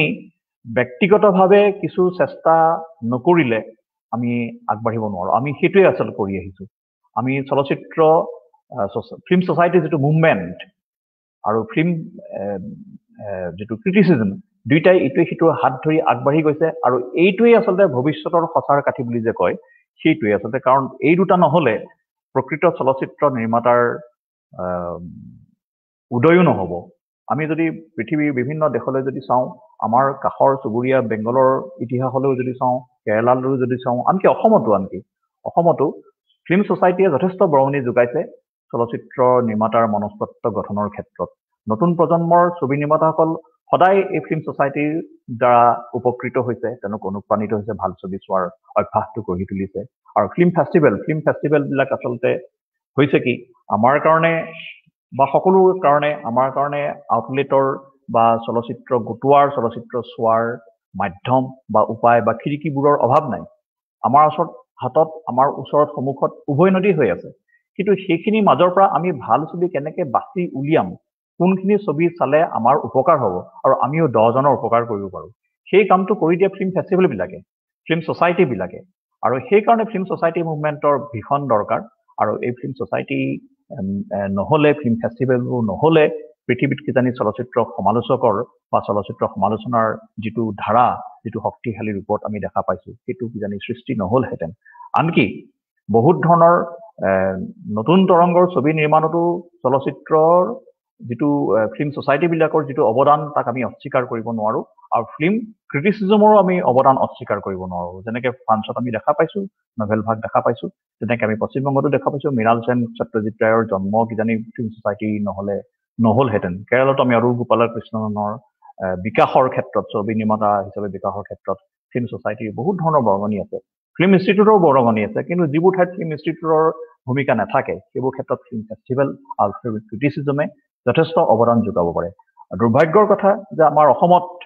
আমাৰ সমাজখনে যেনেকৈ চলচ্চিত্ৰৰ প্ৰকৃত ভাষা আজিলৈকে অনুধাৱন কৰিব পাৰিছে বুলি মই খুব আত্মবিশ্বাসেৰে ক'ব নোৱাৰোঁ তেনেকৈ মই মিডিয়াত কাম কৰা এজন মানুহ হিচাপে মই ক'ব খোজোঁ যে অসমৰ মিডিয়াই চলচ্চিত্ৰৰ সংস্কৃতিৰ বিকাশত যিখিনি ভূমিকা ল'ব লাগিছিল সেইখিনি ভূমিকা সঠিক ৰূপত পালন কৰা নাই সেইকাৰণে আমাৰ আক্ষেপৰ কথা তাতেই আছে যে আমাৰ বিতুপনে যিটো কৈছে যে প্ৰকাশক বা সম্পাদকে অনুমতে হেঁচা নিদিলে এলেহুৱা লেখকসকলৰ কাৰণে এইটো সম্ভৱ নহয় এলাহ কাটি কৰিও এলাহ নাথাকিলেও আনকি আমি সেই অভাৱত ভোগোঁ যে তেওঁলোকৰ ফালৰ পৰা আমি যথা সময়ত আমি আচলতে এই বস্তুটো আমি লাভ নকৰোঁ যে কিবা এটা লিখাৰ কাৰণে কোনোবাই বিচাৰি আগ্ৰহে কৈছে বা আমি ফিডবেক সঠিক সময়ত পাইছোঁ আমি সেইটো নাপাওঁ নোপোৱাৰ কাৰণে আমাৰ চলচ্চিত্ৰ সমালোচনাৰ ধাৰাটো শক্তিশালী হ'লেও তাৰ আঁৰত যিটো উৎসাহ উদগনিমূলক যিখিনি কাম থাকিব লাগে সেইখিনিৰ বিৰাট অভাৱ আমি দেখা পাই আহিছোঁ ৰত্না আৰু কিবা ক'ব লাগিব মোৰ প্ৰশ্নটোৰ উত্তৰবোৰ আহিল নে নাই কোৱা গৈছেনে আহিছে হয় অশেষ ধন্যবাদ মই উৎপল বৰপূজাৰী আপোনাৰ ওচৰলৈ হৈছে ডক্টৰ ভাৰতী ভঁৰালীৰ প্ৰশ্নটো লৈ কিছু পৰিমাণে মনোজ বৰপূজাৰী ডাঙৰীয়াই এইটো স্পৰ্শ কৰিছে কিন্তু আপোনাৰ যে ইনচাইট মই আশা কৰিছোঁ এই কুৱেশ্যনটোৰ সন্দৰ্ভত হয়তো আপুনি পাইছে হয় এইটো এটা খুবেই গুৰুত্বপূৰ্ণ কথা আৰু মোক সুধিলেতো মই ক'ম যে চিনেমা ষ্টাডিজ একচুৱেলি আমাৰ স্কুল লেভেলৰ পৰাই আৰম্ভ হ'ব লাগে কাৰণ বিশ্বত এতিয়া চিনেমা বুলি ক'লে আমি শিশু চলচ্চিত্ৰৰ এটা খুব ষ্ট্ৰং ধাৰা আছে সমগ্ৰ বিশ্বতে আৰু চিনেমা আজিকালি বিশেষকৈ ইণ্টাৰনেট আৰু OTT প্লেটফৰ্ম এইবোৰ অহাৰ পিছত টেলিভিশ্যন অহাৰ পিছত শিশুসকলে ঘৰতে যথেষ্ট এনেকুৱা দৃশ্যশ্ৰব্য মাধ্যমৰ উপাদান তেওঁলোকৰ ভিতৰলৈ গৈ থাকে তেওঁলোকে টিভি চাই মোবাইলত চাই OTT প্লেটফৰ্মত চাই চবতে তেওঁলোকে বিভিন্ন ধৰণৰ তেওঁলোকৰ মনোগ্ৰাহী যি কাৰ্টুনেই হওক বা যি ধৰণৰ শ্ব' হয় চাই থাকে আৰু কিছুমান গৈ তাতে এডিক্টেডো হৈ যায় আৰু তাৰ কাৰণে বহুত ধৰণৰ সামাজিক মানে মনস্তাত্ত্বিক সমস্যাৰো কেতিয়াবা সৃষ্টি হয় তেনেকুৱা ধৰণৰ বহুত ষ্টাডিও আছে মই ভাবোঁ যে মননশীল চিনেমাৰ এটা অধ্যয়ন স্কুল লেভেলৰ পৰা আহিব লাগে হয়তো একেবাৰে সৰু কালৰ স্কুলৰ পৰা নহয় কিন্তু অষ্টমমান শ্ৰেণী মানৰ পৰা এটা এনেকুৱা ধৰণৰ এটা কোৰ্চ মেবি ইলেক্টিভ কোৰ্চ এটা থাকিব লাগে যিটো আমাৰ আৰু ক্লাছ 11 মানৰ পৰাতো সেইটো এটা চিৰিয়াছ এটা ষ্টাডি থাকিবই লাগে আজিকালি যেনেকৈ মনোজ বৰপূজাৰীয়ে কৈ গৈছে যে বিশ্বৰ বিভিন্ন বিশ্ববিদ্যালয় সমূহত আৰু ভাৰতৰো ইনফেক্ট বহুত ডাঙৰ বিশ্ববিদ্যালয়ত ফিল্ম ষ্টাডিজ এতিয়া খুব এটা ডাঙৰ ডিপাৰ্টমেণ্ট হৈ পৰিছে জৱাহৰলাল নেহৰু ইউনিভাৰ্চিটি হওক বা দিল্লীৰ আম্বেদকাৰ ইউনিভাৰ্চিটি হওক তেনেকৈ ইভেন চেণ্ট্ৰেল ইউনিভাৰ্চিটিবোৰতো ফিল্ম ষ্টাডিজৰ ডিপাৰ্টমেণ্ট আছে আজিকালি মই ভাবোঁ আমাৰ ৰাজ্যিক পৰ্যায়তো সেইটো বস্তু কৰিব লাগে ৰাজ্যিক পৰ্যায়ৰ বিশ্ববিদ্যালয় হওক কলেজেই হওক আৰু যিখিনি স্কুল আছে সকলোতে ফিল্ম ষ্টাডিজৰ কোৰ্চ থকাটো মই ভাবোঁ অতিকৈ দৰকাৰী কাৰণ তাৰ দ্বাৰা এটা সুস্থ চলচ্চিত্ৰ আমি যদি দৰ্শক গঢ়িব খোজোঁ আৰু সুস্থ চলচ্চিত্ৰৰ বিষয়ে যদি আমি সৰু কালৰ পৰাই এটা তেনেকুৱা ধৰণৰ এটা পৰিৱেশ গঢ়িব দিব খোজোঁ তেতিয়াহ'লে স্কুল পৰ্যায়ৰ পৰা যদি আমি চিনেমাবোৰ দেখুৱাব পাৰোঁ বিশেষকৈ এতিয়া আমি এনেকুৱা চিনেমা ভাৰততো আছে ইৰাণৰ চিনেমা আছে মজিদ মাজিদিৰ চিনেমা বা তেনেকুৱা ধৰণৰ চিনেমাবোৰ যিবোৰ শিশুসকলক দেখুৱাব পাৰি সেনেকুৱা ধৰণৰ কৰি ফিল্ম এপ্ৰিচিয়েশ্যন তেনেকুৱা ধৰণৰ কৰিব পাৰে এতিয়া এনেকুৱা ধৰণৰ যিটো আলোচনা হৈছে এনেকুৱা আলোচনা যদি আমি এখন স্কুলত গৈ এখন চিনেমা দেখুৱাই পেলাই 2-3জন মানুহে বহি ছাত্ৰসকলৰ লগত কৰে তাৰ দ্বাৰা মই ভাবোঁ যে ছাত্ৰ ছাত্ৰীসকলৰ চিনেমাৰ প্ৰতি যিটো নৰ্মেল যিটো এটা মানুহৰ ধাৰণা থাকে চিনেমা কি এটা এণ্টাৰটেইনমেণ্টৰ উপাদান তাতকৈ আগতো যে চিনেমা এটা কলা সেই বস্তুটোৰ প্ৰতি এটা ধাৰণা ডেভেলপ হ'ব আৰু মই ভাবোঁ এইটো খুবেই দৰকাৰী আৰু সেইটো মই ভাবোঁ আমাৰ ফিল্ম পলিচিখনত সেই বস্তুটো আছেনে নাই মই নাজানো কিন্তু নাই যদিও সেইটো আমাৰ চৰকাৰে সেই কথাটো ভাবিব লাগে আৰু ভাবি সেইটো এটা ইমপ্লিমেণ্ট কৰাৰ এটা পদক্ষেপ ল'ব লাগে। অশেষ ধন্যবাদ। আমি বোধহয় গোটেইকেইটা প্ৰশ্ন আমি লৈছো দৰ্শক সকলৰ। বিতুপন বৰবৰুৱা, আপোনাৰ কিছু আৰু ক'বলগীয়া সংযোজন আছে নেকি এই কথাখিনিৰ ওপৰত? যদি আছে আপুনি, আমি ইতিমধ্যে শেষৰ ফালে আহিছো আৰু। নাই, বিশেষ একো ক'বলগীয়া নাই মোৰ আৰু। ওকে, হয়, ধন্যবাদ, অশেষ ধন্যবাদ। সঁচাকৈ আজি মনোজ বৰপূজাৰী তেখেতৰ আছে কিছু নিশ্চয়। হয় হয়, আপুনি কওক। মই এই ফিল্ম ফেষ্টিভেল ফিল্ম সমালোচনা সম্পৰ্কতে কথা এটা মই কৈ ল'ব খোজো। আৰু হৈছে কি, ছবি নিৰ্মাণ কৰাৰ পাছত সকলো ছবি নিৰ্মাতাৰ প্ৰধান আগ্ৰহৰ কথাটো, প্ৰযোজকৰ আগ্ৰহৰ কথাটো হৈছে কি মানুহক দেখুওৱাটো। মানুহক দেখুৱাবৰ কাৰণে, মানুহৰ মাজলৈ ছবি লৈ যোৱাৰ কাৰণে এই দুটা এটা অতি দৰকাৰী মাধ্যম। এটা হৈছে মহোৎসৱ, এটা হৈছে মিডিয়া। আৰু এই দুইটা ক্ষেত্ৰত অসম সঁচাকৈ অতি পিছ পৰি আছে। ফিল্ম ছ'চাইটি মুভমেণ্টে যথেষ্টখিনি কৰিছে, কৰাৰ চেষ্টা কৰি আছে, কিন্তু প্ৰতিষ্ঠানৰ মানুহে সেই কথাটো বুজি নাপায়। অসমৰ চলচ্চিত্ৰ নীতি প্ৰস্তুতি পৰ্বত ময়ো জড়িত হৈ আছিলোঁ, কিন্তু মই কাকো বুজাব নোৱাৰিলোঁ যে ফিল্ম ছ'চাইটি বস্তুটো কিমান দৰকাৰ ফিল্ম কালচাৰৰ কাৰণে, আৰু চৰকাৰে ফিল্ম ছ'চাইটিক কিমানখিনি সহায় কৰা দৰকাৰ সেই কথাটো মই কৈহে থাকিলোঁ। কিন্তু সেইটো যে আচলতে একানেৰে সোমাই আনকানেৰে মানে উলিয়াই দিয়াৰ নিচিনা অভিজ্ঞতাৰহে আচলতে মই তিক্ত অভিজ্ঞতাৰ মুখত পৰিলোঁ। এইটো আমাৰে দুৰ্বলতা, আমাৰ সাংস্কৃতিক বিভাগৰে দুৰ্বলতা। এতিয়া কোনোবা এগৰাকী এটা প্ৰশ্ন কৰিছিল, মই পটককৈ ইয়াতে দেখা পালোঁ যে ধৰ্মশালাৰ নিচিনা ঠাইত আৰু কোনোবাখন ঠাইৰ কথা ক'লে, যিখন ঠাইত ভাল ফিল্ম ফেষ্টিভেল হৈ আছে কিন্তু অসমত কিয় হোৱা নাই বা তেনেকুৱা নটা। গোৱাৰ দৰে সৰু ৰাজ্য, হিমাচলৰ ধৰ্মশালাৰ দৰে সৰু চহৰত ফেষ্টিভেল। এই ফেষ্টিভেলবিলাক, গোৱাৰ যিটো ফেষ্টিভেল, ধৰ্মশালাত যিটো ফেষ্টিভেল হৈ আছে, পণ্ডিচেৰীতো এতিয়া নতুন ফেষ্টিভেল হৈছে, একেবাৰে সৰু জেগা, তাত হৈ যোৱা ফেষ্টিভেলবিলাকৰ আচলতে তাৰ আঁৰত তাৰ স্থানীয় চৰকাৰৰ এটা শক্তিশালী ভূমিকা আছে। স্থানীয় চৰকাৰৰ ভূমিকা মানে কি, তাৰ চৰকাৰখনৰ সাংস্কৃতিক বিভাগৰ ভূমিকা, তেওঁলোকৰ সদৰ্থক আৰু ভৱিষ্যদৰ্শী যিটো ভূমিকা বুলি আমি যিটো ক'ব পাৰোঁ সেইটোও হয়। কিন্তু আমাৰ ইয়াত অসমখন সংস্কৃতি সম্পন্ন ৰাজ্য বুলি আমি গৌৰৱ কৰোঁ। অসমৰ বহু ঠাই আছে, আমি সাংস্কৃতিকভাৱে অতি সমৃদ্ধ জাতি, সমৃদ্ধ ঠাই বুলি আমি গৌৰৱ কৰি থাকোঁ, নৱৰতে ফিতাহী মাৰি থাকোঁ বুলি ক'ব পাৰি, আত্মগৌৰৱত আমি উপনী থাকোঁ। কিন্তু আমাৰ আচলতে চলচ্চিত্ৰ যে ইমান এটা শক্তিশালী এটা মাধ্যম, যিটো আমাৰ সংস্কৃতিৰ গুৰিধৰোতা অন্যতম গুৰিধৰোতা, 20 শতিকাৰ নতুন সময়ৰ গুৰিধৰোতা জ্যোতিপ্ৰসাদ আগৰে যিটো কৈ গৈছে যে চলচ্চিত্ৰ নিৰ্মাণ নকৰিলে এটা জাতিৰ কাৰণে ভৱিষ্যত নাথাকে বুলি যিটো কথা কৈ গৈছে, সেই মাধ্যমটোক আমি গুৰুত্ব বুজি পেলাই আমি চলচ্চিত্ৰৰ সংস্থা আন্দোলন, চলচ্চিত্ৰ সমালোচনাৰ কাৰণে যিখিনি উদ্যোগ ল'ব লাগে, চলচ্চিত্ৰ মহোৎসৱৰ কাৰণে যিখিনি আমি ল'ব লাগে উদ্যোগ, সেইখিনি ক্ষেত্ৰত আমি কিন্তু এতিয়াও আগবাঢ়িব পৰা নাই, পিছ পৰি আছোঁ। আমাৰ তাৰ কাৰণটো কি, আমি ক'ৰ পৰা চাইছোঁ? আমাৰ ৰাজ্যখনত এনেকুৱা এটা অৱস্থা, এনেকুৱা ধৰণৰ আমাৰ ৰাজনৈতিক সংস্কৃতিত এনেকুৱা ধৰণৰ যে আমি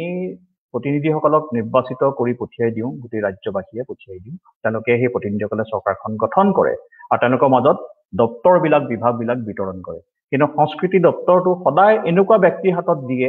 যিসকল আচলতে প্ৰকৃততে সংস্কৃতিবান লোক নহয়। নিচুকনি বঁটাৰ দিয়াৰ নিচিনাকে সংস্কৃতি বিভাগটো বিতৰণ কৰি পেলাই থৈ দিয়ে, আৰু সেইকাৰণে তাৰ ফলটো আমি সদায় দেখা পাওঁ। আটাইতকৈ অযোগ্য, আটাইতকৈ কনিষ্ঠ,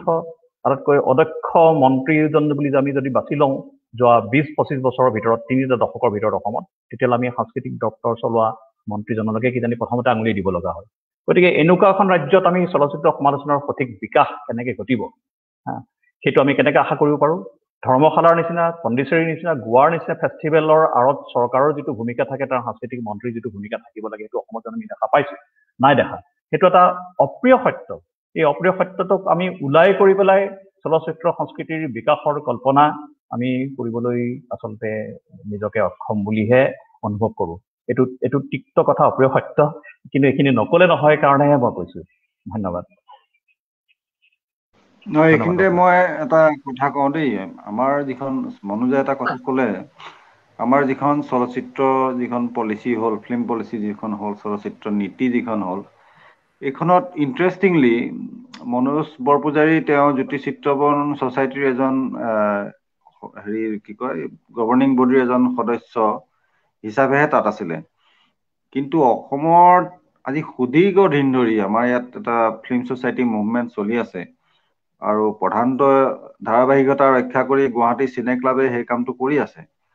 তাৰ মাজত আমিবোৰেও মাজতে 10 বছৰ ধৰি কৰিছো, তাৰ মাজত আকাশো আছিলে।